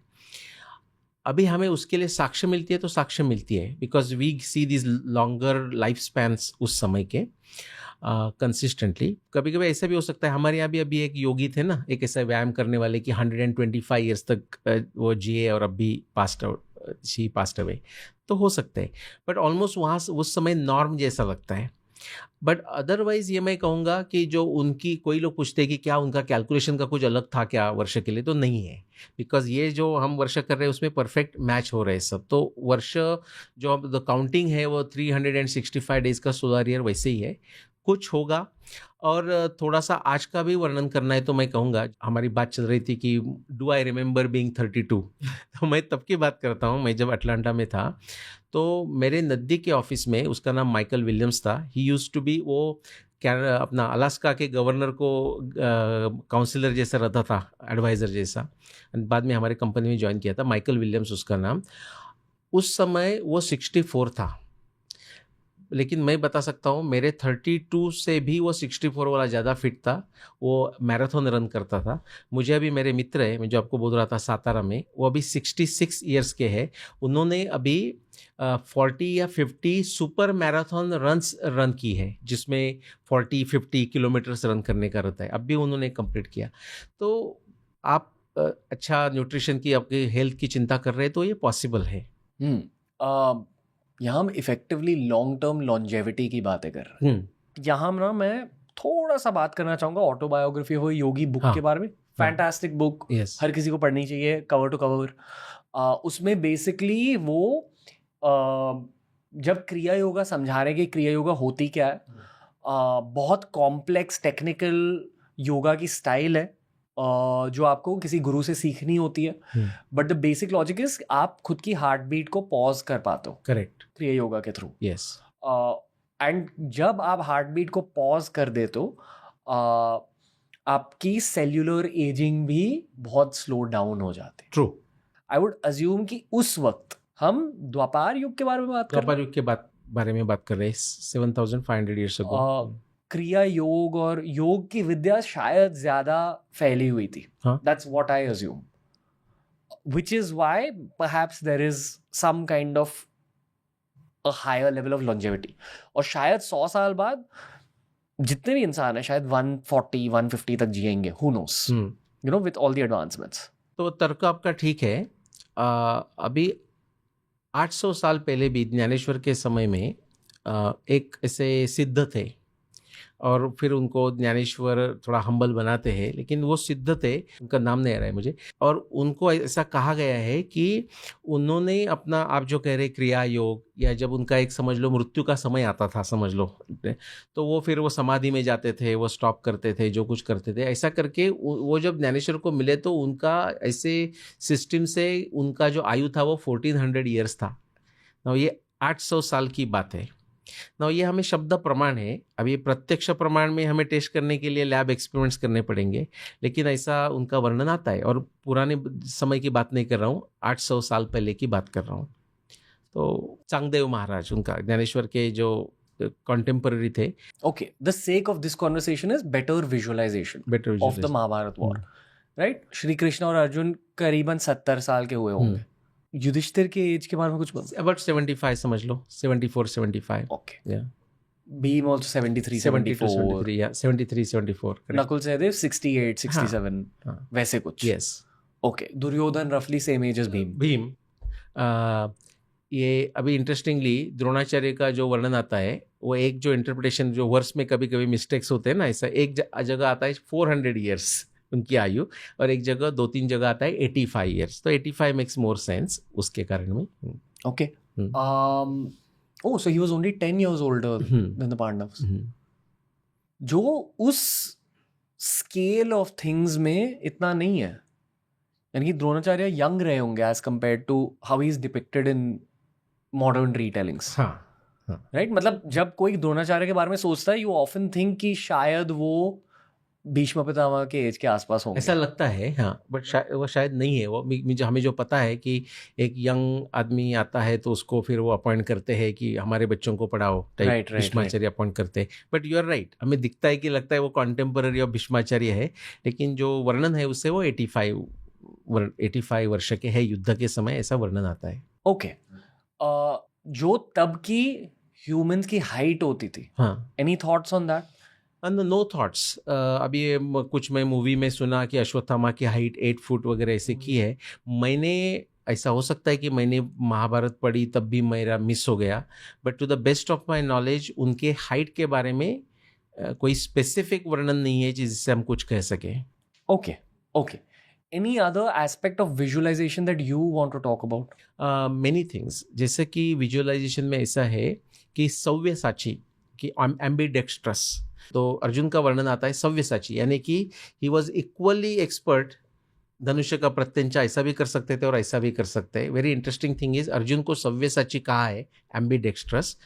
भीम सव्यसाची है ऐसा कहा नहीं है, लेकिन वर्णन में आता है कि भीम कभी लेफ्ट हैंड से भी धनुष्य से कर रहे थे और राइट से भी कर रहे थे।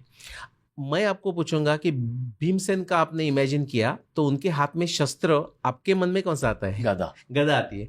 लेकिन जब भगवद गीता का भी प्रारंभ होता है तो भी जब कौरवों के साइड के योद्धाओं का वर्णन आता है, जैसे कि भीष्म, द्रोण, तो उसको किसके साथ कंपेयर किया जाता है? तो वो बोलते हैं कि जैसे पांडवों के पास भीम और अर्जुन जैसे है, वैसे हमारे यहाँ भीष्माचार्य और द्रोणाचार्य से। तो भीम ये उत्तम धनुर्धर भी है। एक्चुअली उनके जो बहुत सारे वॉर है ना, एग्जाम्पल बता दूं, कर्ण का आप सोचोगे तो हाथ में क्या आता है? धनुष्य आता है ना। महाभारत युद्ध में भीम ने कर्ण को 17 बार हराया है। पर मारा क्यों नहीं?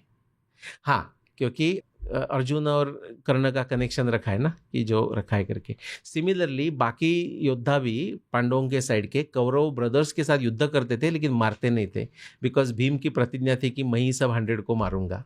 ओके, तो पराभव करते थे, मारते नहीं थे। Now back to Nilesh Oak zone again.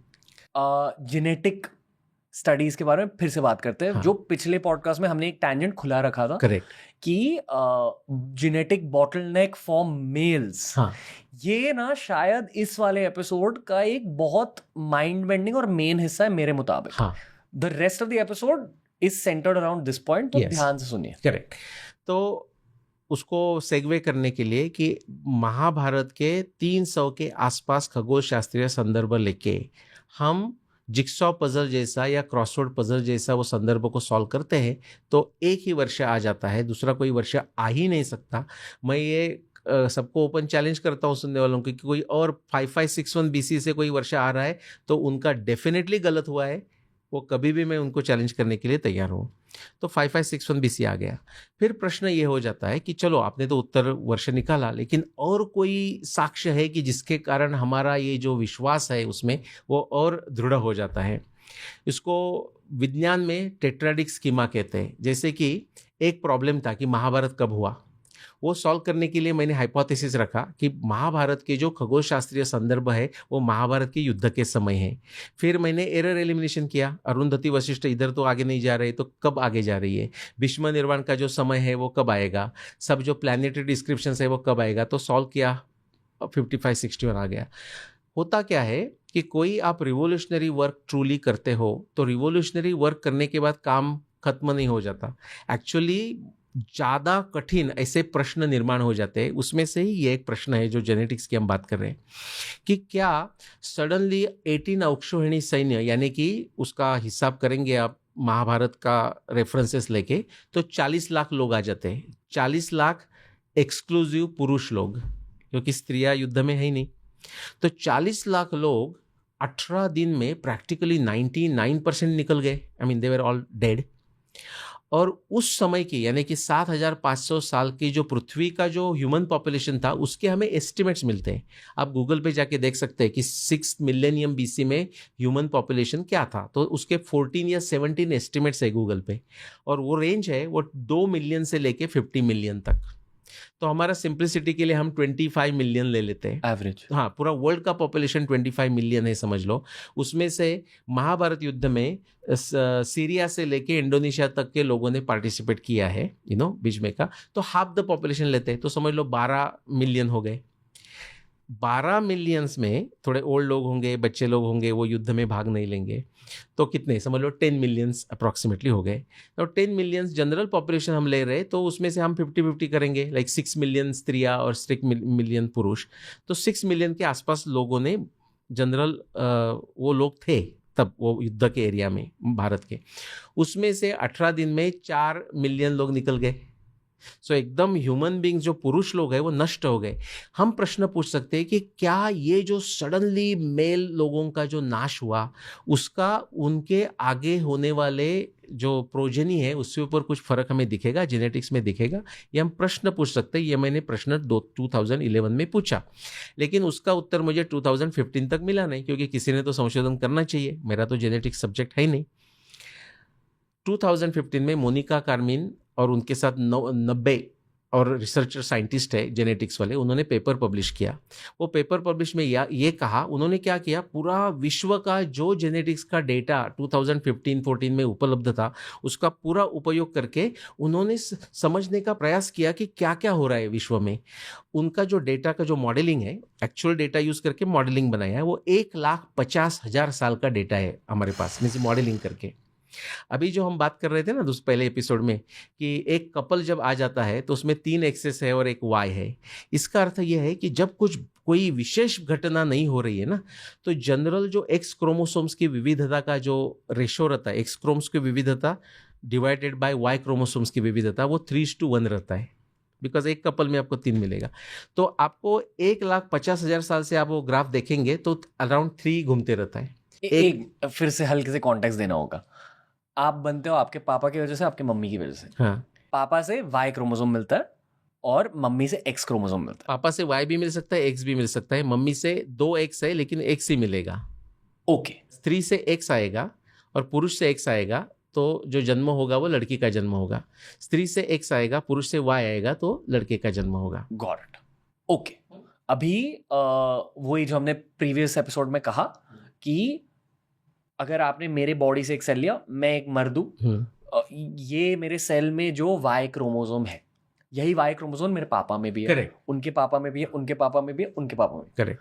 That is called patrilineal lineage. Patrilineal lineage या वाई क्रोमोसोम्स या। तो अगर किसी के पास मेरा डीएनए सैंपल है, हाँ, तो you can track back to 150,000 years. Correct. 150 क्यों, आप मिलियन ईयर्स का कैरी कर रहे हैं। ओके। हाँ, उसमें म्यूटेशन होते रहेंगे। जी जी। लेकिन म्यूटेशन तो छोटे छोटे होते हैं, बाकी मेन्स जो है वो सिमिलर ही है। और दोस्तों, दिस इज सेम एज गोत्र।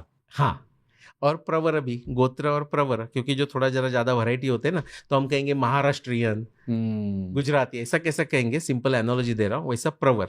एक थोड़ा जीन्स में फर्क है लेकिन वो सिमिलर ग्रुप में हम ग्रुपिंग कर सकते हैं। जैसे साइट्रस फ्रूट में ग्रुप कर सकते हैं ना, लेमन, ऑरेंजेस, मौसम्बी। जी जी, सिमिलर है ना, ऐसे टाइप के। Got it. सिमिलरली मेट्रिलिनियल लीनिएज नाम की चीज होती है। हाँ, यानी कि स्त्रियों में करेक्ट, मेरी वाइफ की मम्मी, उनकी मम्मी, उनकी Correct. मम्मी, करेक्ट, अगर मेरी डॉटर हुई तो वो भी वो फीमेल लाइन में करेक्ट। लिंक्ड है। हाँ, लेकिन सिंप्लिसिटी में हम ये कहेंगे कि एक्स क्रोमोसोम्स को ट्रैक करना बहुत कठिन है। ओके। बहुत ही कठिन है, क्योंकि पापा हाँ, पापा से भी एक्स आ रहा है ना, जी जी दोनों का, और फिर आगे एक्स कौन सा जा रहा है पता नहीं।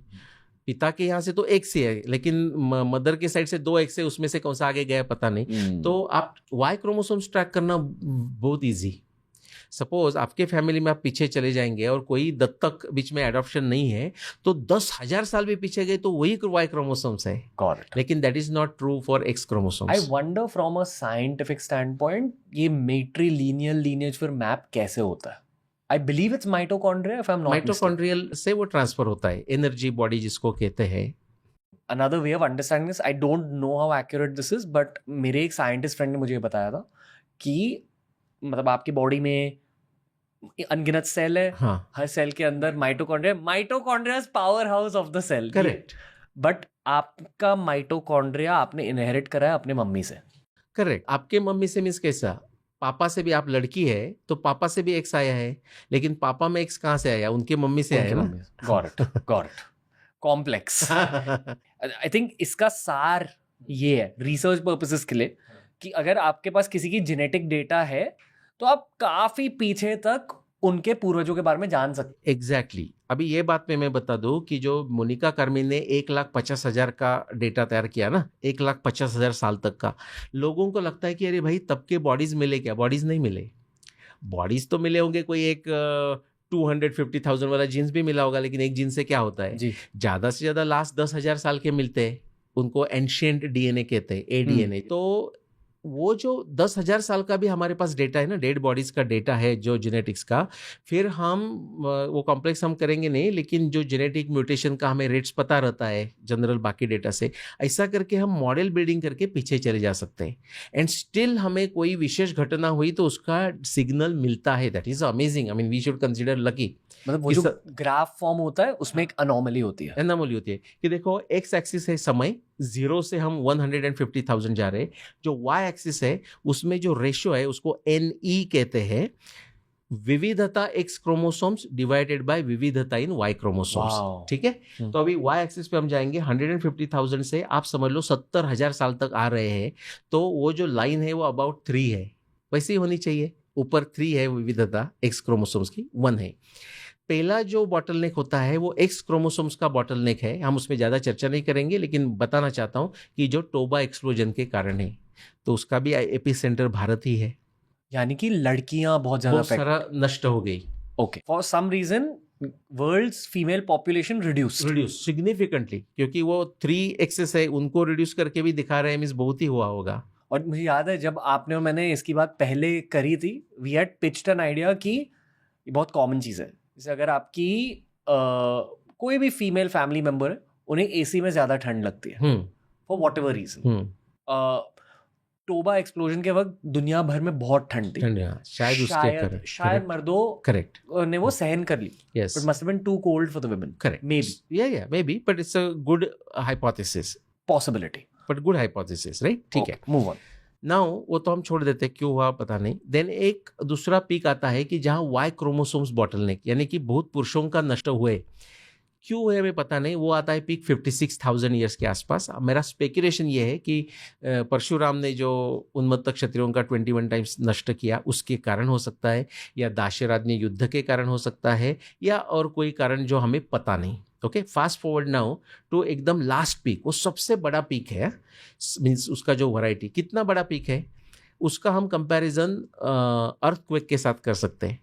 तो भूकंप हुआ तो हम जनरली 3 बातों का इंफॉर्मेशन हमें चाहिए रहता है, 3 पीसेस ऑफ इंफॉर्मेशन। एक, कितना सीरियस था, रिक्टर स्केल क्या था करके पूछते, दूसरा पूछते कि कब हुआ, और तीसरा पूछते कि कहाँ हुआ, एपिसेंटर कहाँ था। अभी हम ये मोनिका कार्मिन का जो डेटा है उसमें एक ऐसा बड़ा बॉटलनेक आया है, हम उसके बारे में प्रश्न पूछने वाले हैं कि ये कितना सीरियस था। उसका उत्तर है कि जनरली 3:1 रहता है ना, वो 3:1 का जो कर्व पे आ रहा है वो सडनली ऊपर जाके 17 तक पहुंचा, यानी कि स्त्री एक्स क्रोमोसोम्स की विविधता बड़ी नहीं, वो तो जो थी वो थी, लेकिन वाई क्रोमोसोम्स की विविधता इतनी कम हो गई कि वो ऑलमोस्ट 1 बन गया, 17:1 हो गया रेशो। मतलब हर आदमी के लिए 17 औरतें ऐसे सिंप्लिसिटी लोगों को समझने के लिए 16 men died in that ratio. But ये हम सिंप्लिसिटी एग्जांपल दे रहे हैं, रियलिटी में हम वाई क्रोमोसोम्स की और एक्स क्रोमोसोम्स की विविधता की बात कर रहे हैं, लेकिन अप्रोक्सीमेटली पॉपुलेशन से हम समझ सकते हैं। नाउ ये प्रश्न हुआ रिक्टर स्केल जैसा, कितना बड़ा एक्सीडेंट था ये जेनेटिक अर्थक्वेक, तो 17:1 तो बहुत बड़ा, और 17 को 3 से डिवाइड करोगे, signal to noise ratio electronics engineer, 17 divided by 3 5:1 आ जाता है, वो भी मैच होगा उधर। मैंने जो आपको बोला ना 10 मिलियन लोग बैठे हैं, उसमें से इमेजिन करो 10 मिलियन से 4 मिलियन मेन चले गए, 1 मिलियन मेन बचे, 5 मिलियन वुमन बचे, रेशो क्या हुआ 5:1। Exactly you see this 17 divided by 3। Now 2 प्रश्न पूछने कि ये कब हुआ। आप वो जो वाई एक्सिस पे ये ऊपर 17 गया, वहां से नीचे वर्टिकल लाइन डालोगे ग्राफ पे, तो जो वर्ष आता है वो आता है 7500 ईयर्स अगो, महाभारत का समय। तीसरा प्रश्न पूछना है, ठीक है बहुत बड़ा वाई क्रोमोसोम्स बॉटलनेक हुआ 7500 साल पहले हुआ, लेकिन भाई इसका एपिसेंटर कहाँ था। मोनिका कार्मिन पेपर उत्तर देते हैं उसका एपिसेंटर था साउथ एशिया, यानी कि India. All 3 points match for perfect timing of Mahabharata. सच में महाभारत था। यस और भी इसमें इंटरेस्टिंग मैं बात बताता हूँ। अगेन ये आर्यन इन्वेजन जो चलता है उसके लिए भी इसका उत्तर है। अभी अच्छी तरह सुनना कि ये क्या हो गया, एक जो सडनली 17:1 हो गया ना, ये एक सिग्नेचर हो गई ना। तब हम भारत का पॉपुलेशन का जेनेटिक सैंपल लेते थे जस्ट आफ्टर महाभारत, तो हमें यही मिलता था कि एक्स क्रोमोसोम्स में इतनी विविधता है और वाई क्रोमोसोम्स में 1 है। उसके बाद 1000-2000 साल के बाद एग्जैक्टली सेम सिग्नेचर आपको मिडल ईस्ट में मिलती है, और एक 2-3 हजार साल के बाद लाइक 3000 BC यानी कि 2500 ईयर्स के बाद ये exactly same signature, like why chromosomes में विविधता कम और एक्स क्रोमोसोम्स में विविधता ज़्यादा, ऐसी सिग्नेचर आपको ह्यूमन पॉपुलेशन ऑफ यूरोप में मिलती है। यानी कि एक जेनेटिक छापा होता है। तो क्या हुआ होगा, माइग्रेशन। हाँ, out of India migration over thousands of years। हाँ, 2000-3000 ईयर्स पोस्ट महाभारत माइग्रेशंस। ये तो जिसको समझा, तो यह आर्यन इन्वेजन हुआ है क्या? आर्यन इन्वेजन हुआ है, आर्यन से भारत में थे और भारत के आर्यों ने यूरोप का इन्वेजन कर दिया, उसको ही यामन्या माइग्रेशन बोलते हैं। लेकिन उनके बायसेस इतने हैं कि वो यामन्या से यामन्या करके जो एरिया है लाइक ब्लैक सी और कैस्पियन सी के ऊपर, वहाँ से यूरोप में गए करके मान्य करते हैं, वो तो करेक्ट ही है। लेकिन वहाँ से इंडिया में भी आए ऐसा फोर्सफुली बताते हैं, जिसका कोई एविडेंस नहीं है, क्योंकि उनको आर्यन इन्वेजन साबित करना है, आर्यन इन्वेजन को वैलिड करना है, बट नहीं है, आर्यन इन्वेजन है आउट ऑफ इंडिया। ये जो जेनेटिक हिस्ट्री और जेनेटिक साइंसेस का डोमेन है, ये भी हम और करीबी से अभी समझ रहे हैं, राइट? लास्ट 35-40 ईयर्स में ह्यूज डेवलपमेंट।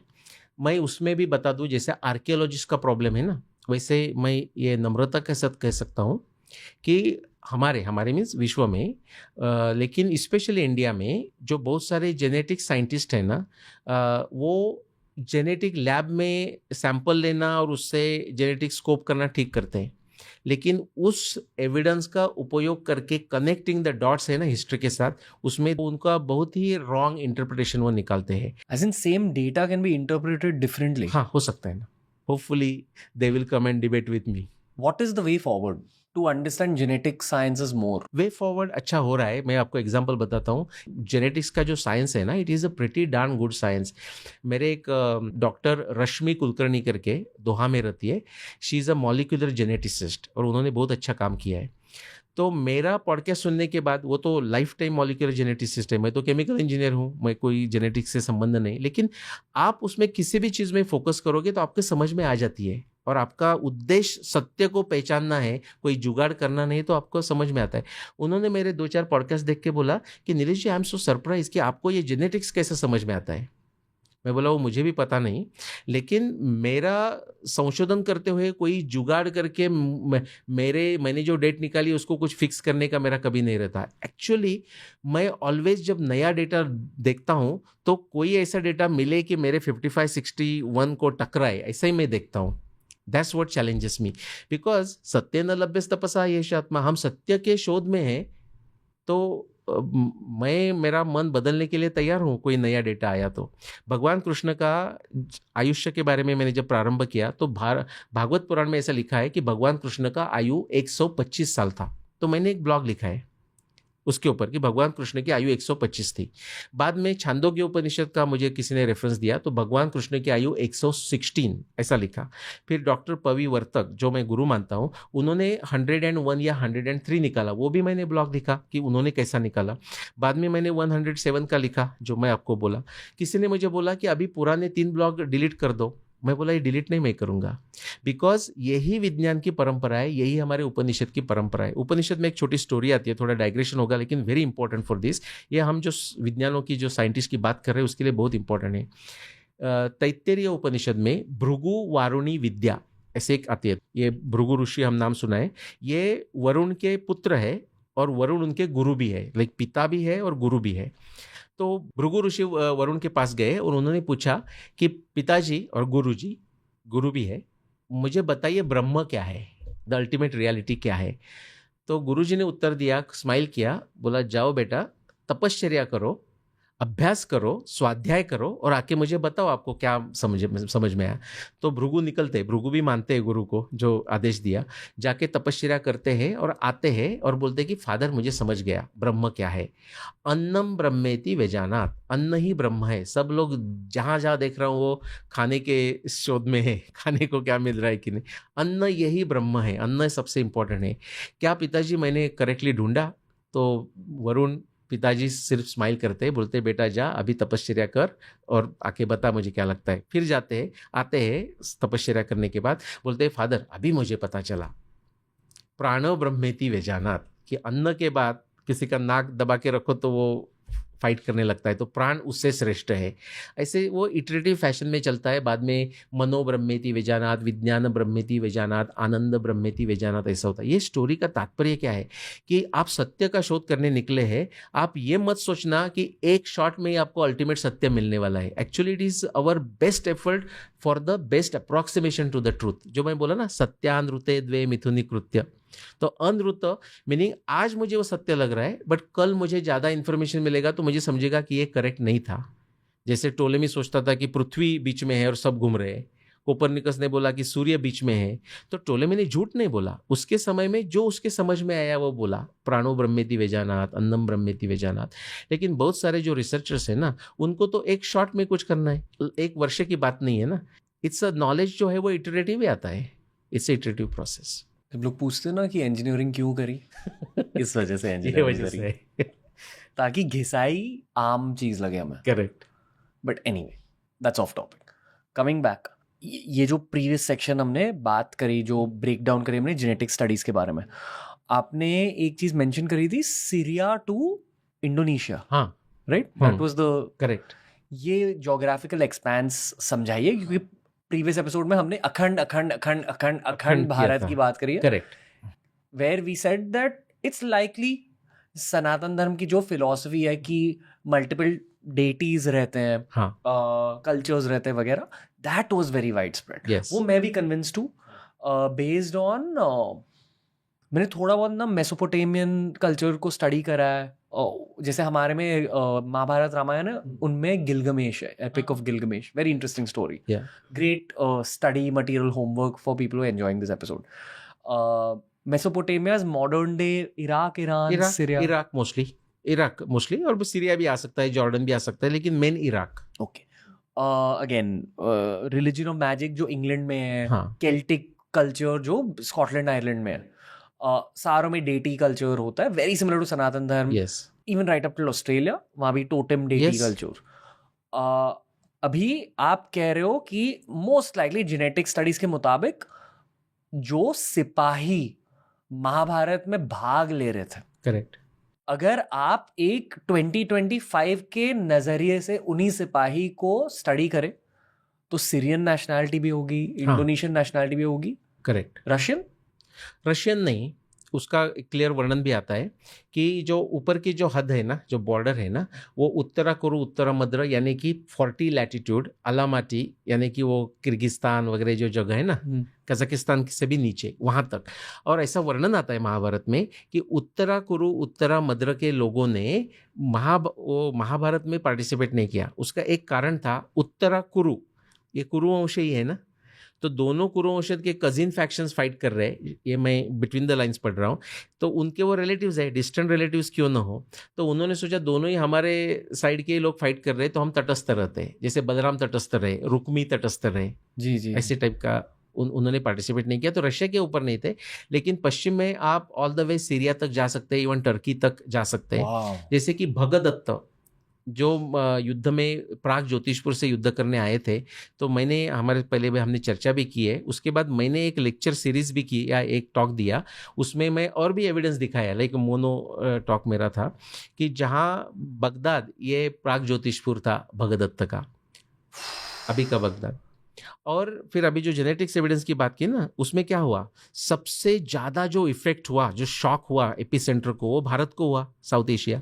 उसके बाद जो सेकंड बिगेस्ट एपिसेंटर जैसा जो शॉक है ना, वो भारत के पश्चिम के मिडल ईस्ट देशों का है, और भारत के पूर्व के थाईलैंड, कंबोडिया वगैरह वो देशों का है। दैट ऑल्सो मेक्स सेंस, क्योंकि वहाँ के लोग आके युद्ध में पार्टिसिपेट किया था। ऑन दी अदर हैंड, ये जो बॉटलनेक हुआ 7500 ईयर्स अगो, उसमें साइबेरिया, आपने रशिया पूछा, साइबेरिया के लोगों को कुछ फर्क पड़ा नहीं है, अफ्रीका के लोगों को फर्क पड़ा नहीं है, दक्षिण अमेरिका के लोगों को फर्क पड़ा नहीं है, ओशनिया लाइक पॉलिनेशिया के लोगों को फर्क पड़ा नहीं है, क्योंकि वो लोगों ने पार्टिसिपेट ही नहीं किया। इतना कंसिस्टेंट डेटा है मोनिका कार्मिन का।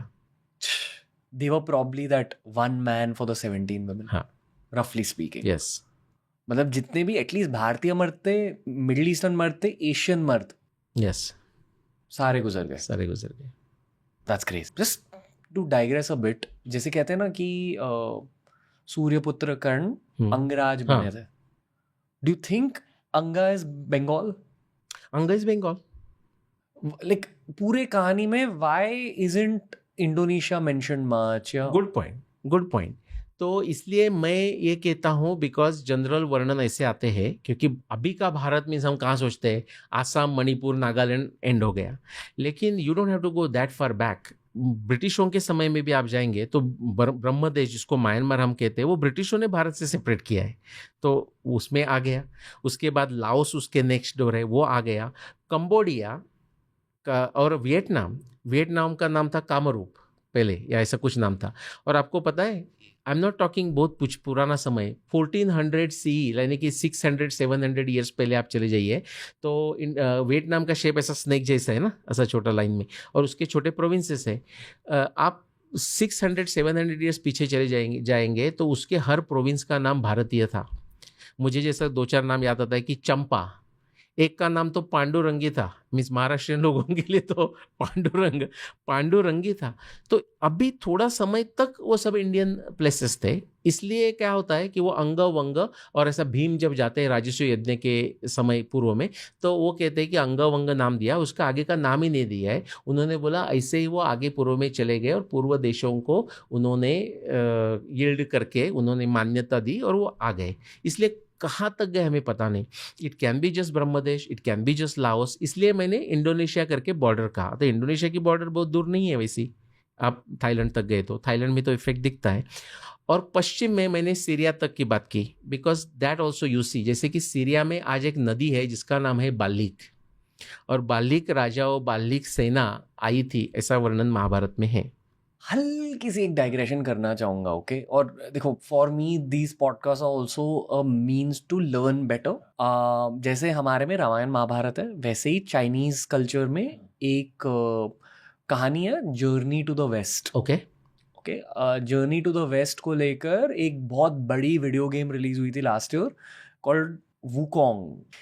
उसमें मेन कैरेक्टर एक बंदर है, जिनका मेन वेपन एक स्टिक है. बट लूजली स्पीकिंग, चाइना अभी कहाँ है? इंडिया के ईस्ट में है. Yes. North east. The story about journey to the west is कि वो बंदर और उसके साथी वेस्टवर्ड जाते हैं इंडिया की ओर. क्यों? क्योंकि कहते हैं कि जो वाइज मेन थे उस लैंड के, उनके पास इनफाइनाइट विजडम थी, तो वो विजडम को चाइना तक लाना था. आई पर्सनली फील, जैसे हम कह रहे हैं कि महाभारत रामायण हमारे इतिहास की एक स्क्रीनशॉट है. करेक्ट. पूरे अर्थ की. Correct. I do believe that even Chinese culture has some memory of what Indian civilization used to be. Correct. And it's very interesting to study ये Wukong, Journey to the West. A question is about Japanese culture. बताइए. You think they also took part? I don't know and I don't think so. लेकिन चीन लोग तो थे, चिनाज ऐसा करके महाभारत में शब्द आता है. फिर ये एकेडमिक हंसते हैं कि बोलते हैं भाई चीन का जो किन डायनेस्टी QIN वो तो 2000 साल पहले हो गई. See this is a problem. क्या होता है, वो 2000 साल पहले हुई, उसमें तो कोई डाउट नहीं, लेकिन इनके पास क्या एविडेंस है कि उसके पहले नहीं थी. सो होता क्या है, चिन डायनेस्टी QIN ऐसा करके चिन बोलते हैं उसको ना, तो इसलिए चिन, तो चिनास करके महाभारत में शब्द है. हाँ, लेकिन उसके पहले भी होगी. ये किसी ने प्रेमिस डिसाइड किया कि भाई चिन डायनेस्टी 2000 साल पहले ही शुरुआत हुआ. द प्रॉब्लम इज, उन्होंने वही same problem they have done with the Gupta's and Mauryas. लेकिन किसी को भी ऑनेस्टली गुप्ता का समय पता नहीं, किसी को मौर्य का समय पता नहीं. ये आज की बात है. Really? हाँ, मौर्य का समय तो वो तो 400 BC करते हैं. अभी हमारे जो कोई प्रो इंडिक रिसर्चर्स है वो भी अभी एकदम कॉन्फिडेंस के साथ कहते हैं कि मौर्यों का समय 1600 BC. लेकिन वो कैसा निकालते हैं पता है आपको? महाभारत हुई 3000 BC. अरे भाई कौन से बेसिस पे? तो ये प्रेमिस ही रॉन्ग है.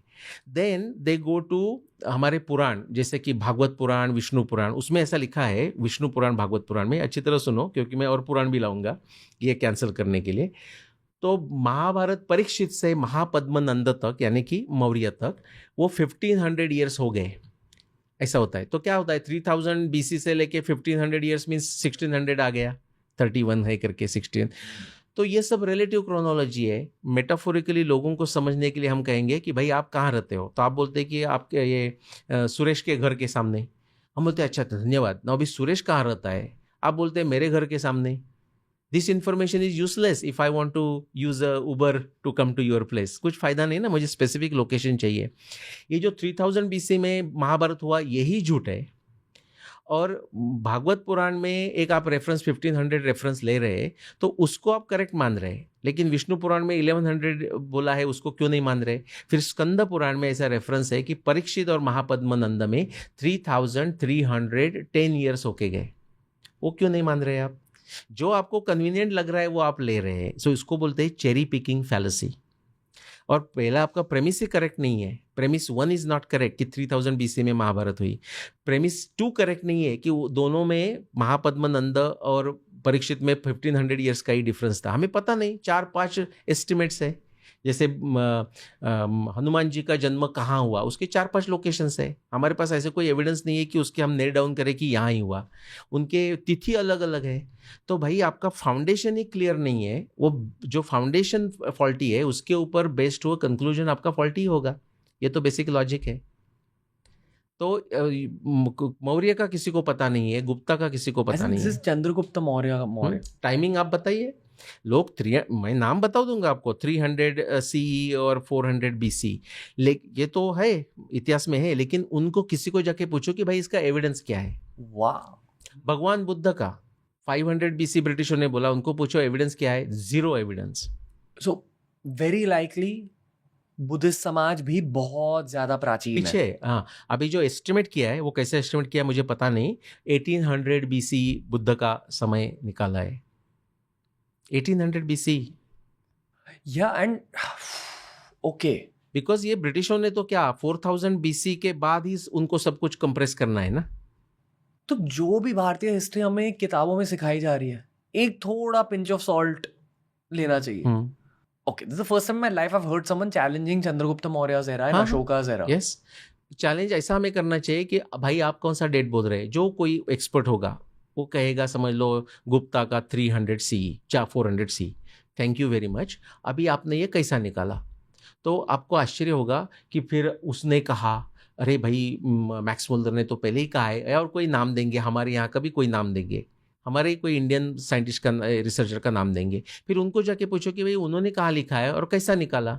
यू विल टोटली गो बर्सर। मेरे ख्याल से महाराजा अशोक को लेकर पिलर्स पर कुछ इंस्क्रिप्शन है, दिस इज व्हाट आई लेकिन रिमेंबर। समय नहीं मिलता उससे भी क्लियर समय नहीं है, तो अशोक का ये विवाद ही नहीं होता था। अशोक का समय कहाँ है, अशोक होके गया उतना हम बोल सकते as in you can't assume कि महाराजा अशोक ने खुद वो पिलर्स बनाए थे, शायद उनकी कहानी भी हो सकती थी। तब भी एग्जैक्टली डेट दी है कि नहीं पता नहीं। ओके, सपोज शक बोला तो भी प्रश्न होता है कि कौन सा शक। वाओ, ओके, ऐसा है कि ईयर 1722, तो कौन सा भाई, विक्रम संवत, शालिवान संवत, ग्रिगोरियन कैलेंडर या जूलियन कैलेंडर या युधिष्ठिर शक। आई होप कि भारत के एजुकेशन मिनिस्टर ये वाला एपिसोड देख रहे हैं। होपफुली देखेंगे। और दूसरी ये है, इसीलिए ये कंफ्यूजन निकालने के लिए लाइक्स ऑफ व्यासदेव या वाल्मीकि ने कैसा कहा, जो मैंने आपको कहा महाभारत का, वही दूसरे भाषा में वो कैसा कहेंगे। उन्होंने कहा इसलिए उसमें चंचलता, वेरिएशन हो ही नहीं सकता। उन्होंने कहा महाभारत कब हुआ, उन्होंने कहा महाभारत तब हुआ जब आकाश में अरुंधति वशिष्ठ के आगे जाती हुई दिखती थी। महाभारत कब हुआ, जहां भीष्माचार्य 10वें दिन गिरने के बाद 95 डेज से ज़्यादा समय उत्तरायण की राह देख रहे थे, और जो 10वें दिन में गिरे वो मार्गशीर्ष का महीना था। आज मार्गशीर्ष का महीना दिसंबर में उत्तरायण में आता है, तो 3.5 to 4 मंथ्स का शिफ्ट हुआ है। एस्ट्रोनॉमी हमें बताती है इसके कारण ही कि 2000 साल में एक हमारा जो चांद्रमास है वो सीजन के साथ शिफ्ट होता है। तो 3 महीने शिफ्ट होने के लिए 6000 ईयर्स लगेंगे, 6000 ईयर्स लगेंगे। 4 मंथ का शिफ्ट होने के लिए 8000 साल लगेंगे। उसके बीच में कहाँ तो महाभारत हुआ, बिटवीन 6000 एंड 8000 ईयर्स।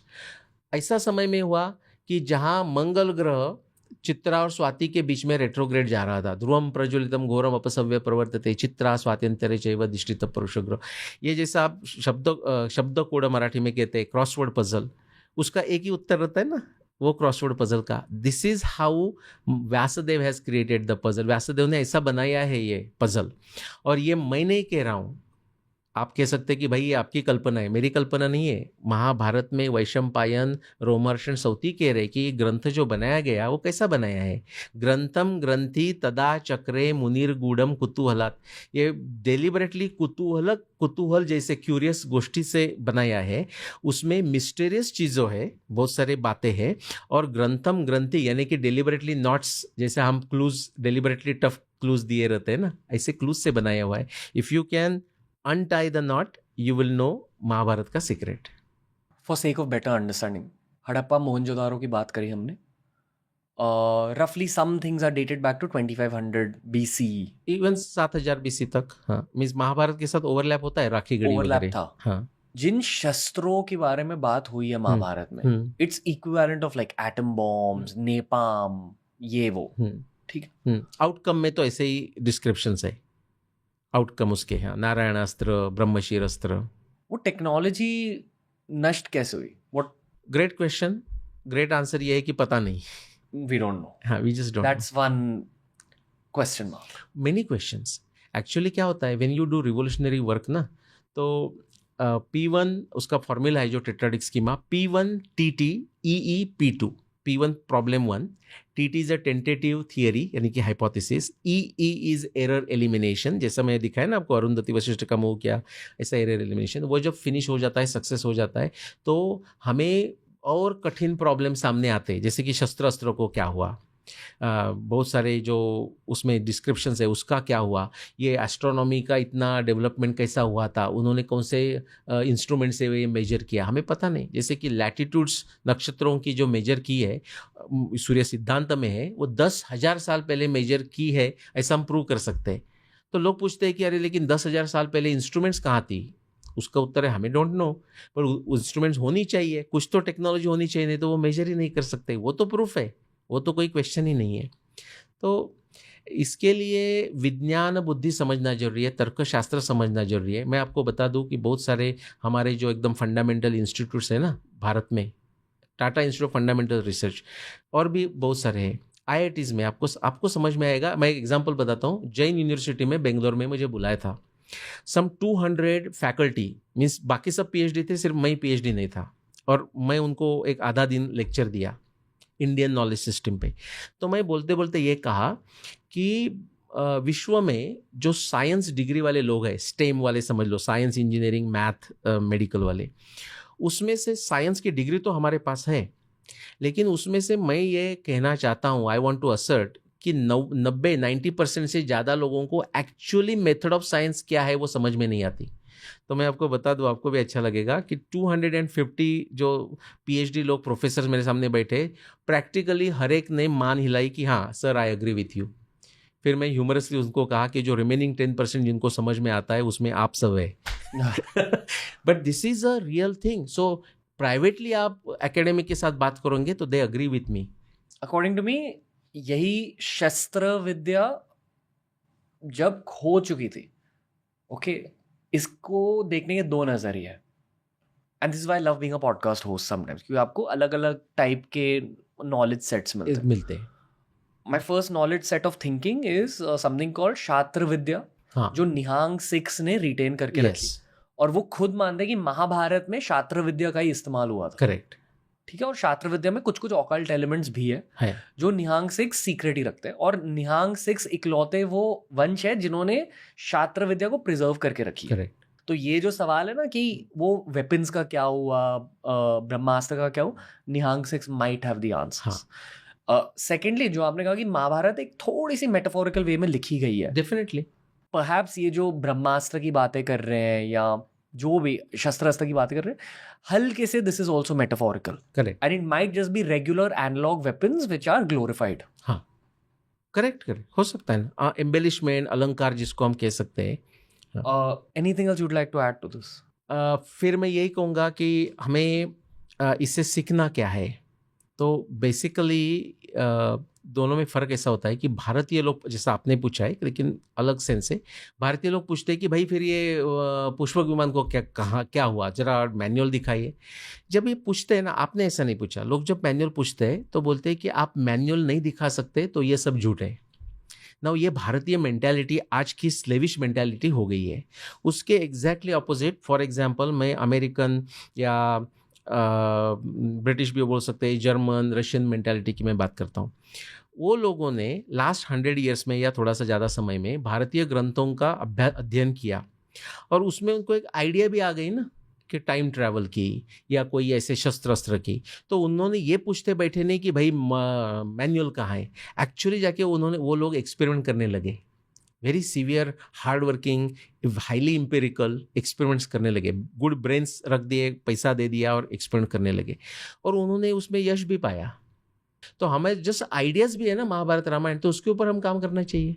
ये जो शास्त्र विद्या का खुला क्वेश्चन मार्क छोड़ा हमने इस कॉन्वर्सेशन में, I would love to have that answered over my own lifetime with a Nihang practitioners जो है, अभी थोड़े से है लेकिन बचे हैं। पता है, पर गुरु ग्रंथ साहिब के साथ मुझे एग्जैक्टली याद नहीं उन किताबों का नाम क्या है। गुरु ग्रंथ साहिब हर कोई जानता है, which is the main book of the Sikh faith. उसके साथ 2 और किताबें हैं जिसमें शास्त्र विद्या और ऑकल्ट साइंसेस की बातें हुई है। That is where this question mark can begin to be answered from, but we'll need a Nihang Sikh to really break it. Absolutely. Last section, क्या कहना चाहोगे द्वारका के बारे में सर? द्वारका के बारे में, ये जो हमें खगोल शास्त्र पे विश्वास होके जो डेट आती है, जेनेटिक्स की हमने बात की, और भी बहुत सारे डिफरेंट विज्ञान के साक्ष्य है, जैसे फिजिकल एंथ्रोपोलॉजी में भी जो एक इंडियन एंथ्रोपोलॉजिकल जो मैप है ह्यूमन बींग्स का, उसमें जो ब्रेक है ना, वो ब्रेक भी आता है 6000 BC और 4500 BC के, तो वो भी एक कोरोबोरेटिव एविडेंस है। Professor Kennedy of Cornell university, उनका वो वर्क है कि जैसे हमारे स्कल, उसको बोलते हैं क्रेनियोमेट्रिक्स और नॉन क्रेनियल डेटा, कि हमारे क्रेनियम का एक मेजरमेंट रेशियो समझ लो, ऐसे लेते हैं, मेजरमेंट लेते हैं, वो हम 10,000 साल का हमारे पास डेटा उपलब्ध है, उसमें जो एक गैप जैसे या ब्रेक मिलता है ना, वो 6000 BC और 4500 BC में आता है, जो कि महाभारत का ही समय है। जेनेटिक ब्रेक, जेनेटिक लेकिन फिजिकल क्रेनियल फिजिकल मेजरमेंट में मतलब कुछ बदलाव हुआ। हाँ, ओके। एक गैप मिलती है, बाकी स्मूथ मिलते हैं, फिर इधर ऐसा गैप है और फिर आगे स्मूथ है। यानी कि इंसानों के स्कल्स में बदलाव आया। हाँ, दोनों क्रेनियोमेट्रिक्स और नॉन क्रेनियल, यानी कि टीथ वगैरह वगैरह वगैरह। तो जैसा इमेजिन करो ना कि एक वाई क्रोमोसोम्स का इतना नष्ट हो गया, तो जैसे कि अमेरिकन, जैसे कि समझ लो साउथ अमेरिकन लोग और हम लोगों में एक डिस्टिंक्ट मिलेगा ना, आप साउथ अमेरिकन आदमी को देखोगे तो बोलेगा ये साउथ अमेरिका से लग रहा है, चाइनीज आदमी को ये चाइना से लग रहा है बोलोगे ना, ऐसे टाइप का डिस्टिंक्शन जो मिलता है भारतीय डेटाबेस में, वो 6000 और 4500 BC में। एज इन भारतीयों की लुक बदल गई, ऐसा आप कह सकते हैं। Yes, something like that. तो कृष्ण की द्वारका भी हम पूछ सकते हैं कि ठीक है, 36 ईयर्स के बाद, महाभारत युद्ध के बाद कृष्ण की द्वारका पानी में चली गई, वो सुनामी नहीं थी, हमें पता है, वो समुद्र के लेवल ऊपर हो गई और कृष्ण की द्वारका चली गई। सपोज सुनामी होती तो थोड़े दिन के बाद पानी नीचे जाता और कुछ दिखता, ऐसा हुआ नहीं है। तो उसका जो साक्ष्य, उसकी जो साक्ष्य है वो हमें पूरे विश्व में मिलती है। It was a global phenomenon. West coast में जहाँ कृष्ण की द्वारका थी, वहाँ हमें सडनली 23 मीटर्स का sea level rise exactly in the middle of 6 millennium BC, यानी कि 5525 BC, जो हमने प्रेडिक्ट किया है 36 ईयर्स ऐड करके, वहाँ ही मिलती है। पूर्व किनारे पे पुम्पुहार में वैसा ही हुआ, सडनली पानी इंग्रेस हुआ, थर्ड पोर्ट नष्ट हो गया और पानी 15 किलोमीटर अंदर आया मायूरम तक, और मायूरम तक ही 2000 साल रहा। जैसे कि धोलावीरा और लोथल जो अभी इनलैंड है गुजरात में, वो भी पोर्ट बन गए, उसका समय भी 5000 BC 4000 BC है। The water receded also? पहले उधर ही रहा 2000 साल 3000 साल तक, और 2000 BC के बाद वो रिसीड हुआ है। ओके। जो कृष्ण की द्वारका आपको ढूंढनी है, ग्रैम हैंकॉक का वर्क, ग्लेन मिल्न का वर्क, नीलेश ओक का वर्क, आपको सोमनाथ में जाना है, और सोमनाथ में वेस्ट डायरेक्शन में देखो, साउथ इधर रही, बीच में 45 डिग्री एंगल बनाओ नैऋत्य दिशा का, डीप ब्रीथ करके जंप करो और 10 to 15 किलोमीटर अंदर आपको वो दिशा में स्विमिंग करेंगे तो आपको कृष्ण की द्वारका मिलेगी। वहाँ एक आइलैंड था, कृष्ण की द्वारका को ब्रिजेस थे तब, और पानी नीचे था, ऑफकोर्स 23 मीटर पानी नीचे था। तो कृष्ण की द्वारका का भी बहुत बड़ा वर्णन है। डाइविंग होती है वहाँ? नहीं, अभी बिकॉज द प्रयत्न करते हैं, लेकिन वहाँ बहुत ही डेंजरस टाइप का सिचुएशन है, मड में आप अटक जा सकते हैं, वेरी क्लाउडी वाटर है। रियली? हाँ, एज इन स्कूबा डाइविंग के लिए बहुत मुश्किल जगह? बहुत मुश्किल है। Marcos only can. और वो लिडार वगैरह जो बोलते हैं ना, ऊपर से स्ट्रक्चर ढूंढने का प्रयत्न आप कर सकते हैं। AI meets robotics. Yes, that's what we need there. तो जब तक रोबोटिक एडवांसमेंट्स नहीं होंगे, we won't exactly know what's down there. हाँ, तो हमने जेनेटिक्स और द्वारका की बात की, लेकिन मैं कहूँगा कोई भी आज का और आधुनिक विज्ञान का क्षेत्र हो, क्लाइमेटोलॉजी में भी अनिंद्य सरकार का एविडेंस भी परफेक्टली मैचेस। महाभारत में 200 के आसपास के सरस्वती की जो रेफरेंसेस है वो भी परफेक्टली 6 मिलेनियम के लिए मैच होते हैं 15, 20, 30 पेपर्स के साथ। तो मैं सिंप्लिसिटी में कहूँगा कोई भी विज्ञान का क्षेत्र हो उसमें डेटा उपलब्ध है, और वो डेटा 6000, 7000 ईयर्स तक पीछे जाता है, और ऐसे सिमिलर डिस्क्रिप्शंस महाभारत में है तो परफेक्टली मैच होते हैं। अभी तक मुझे ऐसा कोई एविडेंस मिला नहीं कि जो मैच नहीं होता। Okay. Any other point? नहीं, That's it. Great episode. यही था आज का एपिसोड नीलेश ओक सर, मजा आ गया। आई थिंक कि मॉडर्न डे पॉडकास्टिंग में ऐसे ही कॉन्वर्सेशंस लोगों को अच्छे लगते हैं। I would love to hear people's opinions. I am sure कि आप भी कमेंट सेक्शन स्कैन करते रहते हो। यस। तो इस 2 एपिसोड स्पेशल के अंत में आपको ये पूछूंगा कि आप ही ऑडियंस को कोई मैसेज दीजिए। What are you looking forward to now? मैं ये कहूँगा कि बहुत सारा रिसर्च हो चुका है, संशोधन तो बहुत सारा हो चुका है। बहुत बार लोग पूछते हैं कि अरे और संशोधन कितना करना चाहिए, क्या गवर्नमेंट पैसा दे रही है? वो तो होते रहेगा, लेकिन जो संशोधन हो चुका है, सिर्फ मेरा नहीं कह रहा हूँ, बहुत सारे संशोधक हैं, उन्होंने बहुत ओरिजिनल रिसर्च किया है, जैसे कि रूपा भाटी, फिर वही नाम आएंगे, श्रीकांत लगिरी, वामदेव शास्त्री, प्रेमेंद्र प्रियदर्शी, यज्ञदेवम।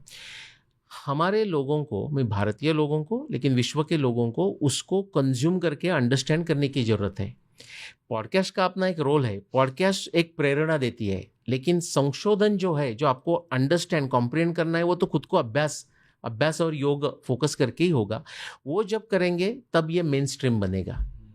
तो उसके लिए सब लोगों ने प्रयत्न करना चाहिए। ये ऐसा नहीं कि सिर्फ पॉडकास्टर की वो रिस्पॉन्सिबिलिटी है और रिसर्चर्स की रिस्पॉन्सिबिलिटी है।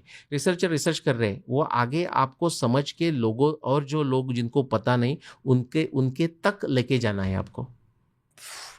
ऐसी मेहनत जब आप करते हो ना, ये मेहनत दिल से निकलती है। पूरा दिल डाल दिया आज के एपिसोड्स में आपने और मैंने दोनों ने। पर्सनली ना, मैं जो रोगन का लाइफ लॉन्ग फैन लिसनर हूँ, and the main reason is the podcast with Graham Hancock. तो firstly as a podcast host, thank you. You know, आप जैसे लोगों की वजह से हमारा करियर आगे बढ़ता है, and it's actually the 30 years of your work that's leading to these episodes.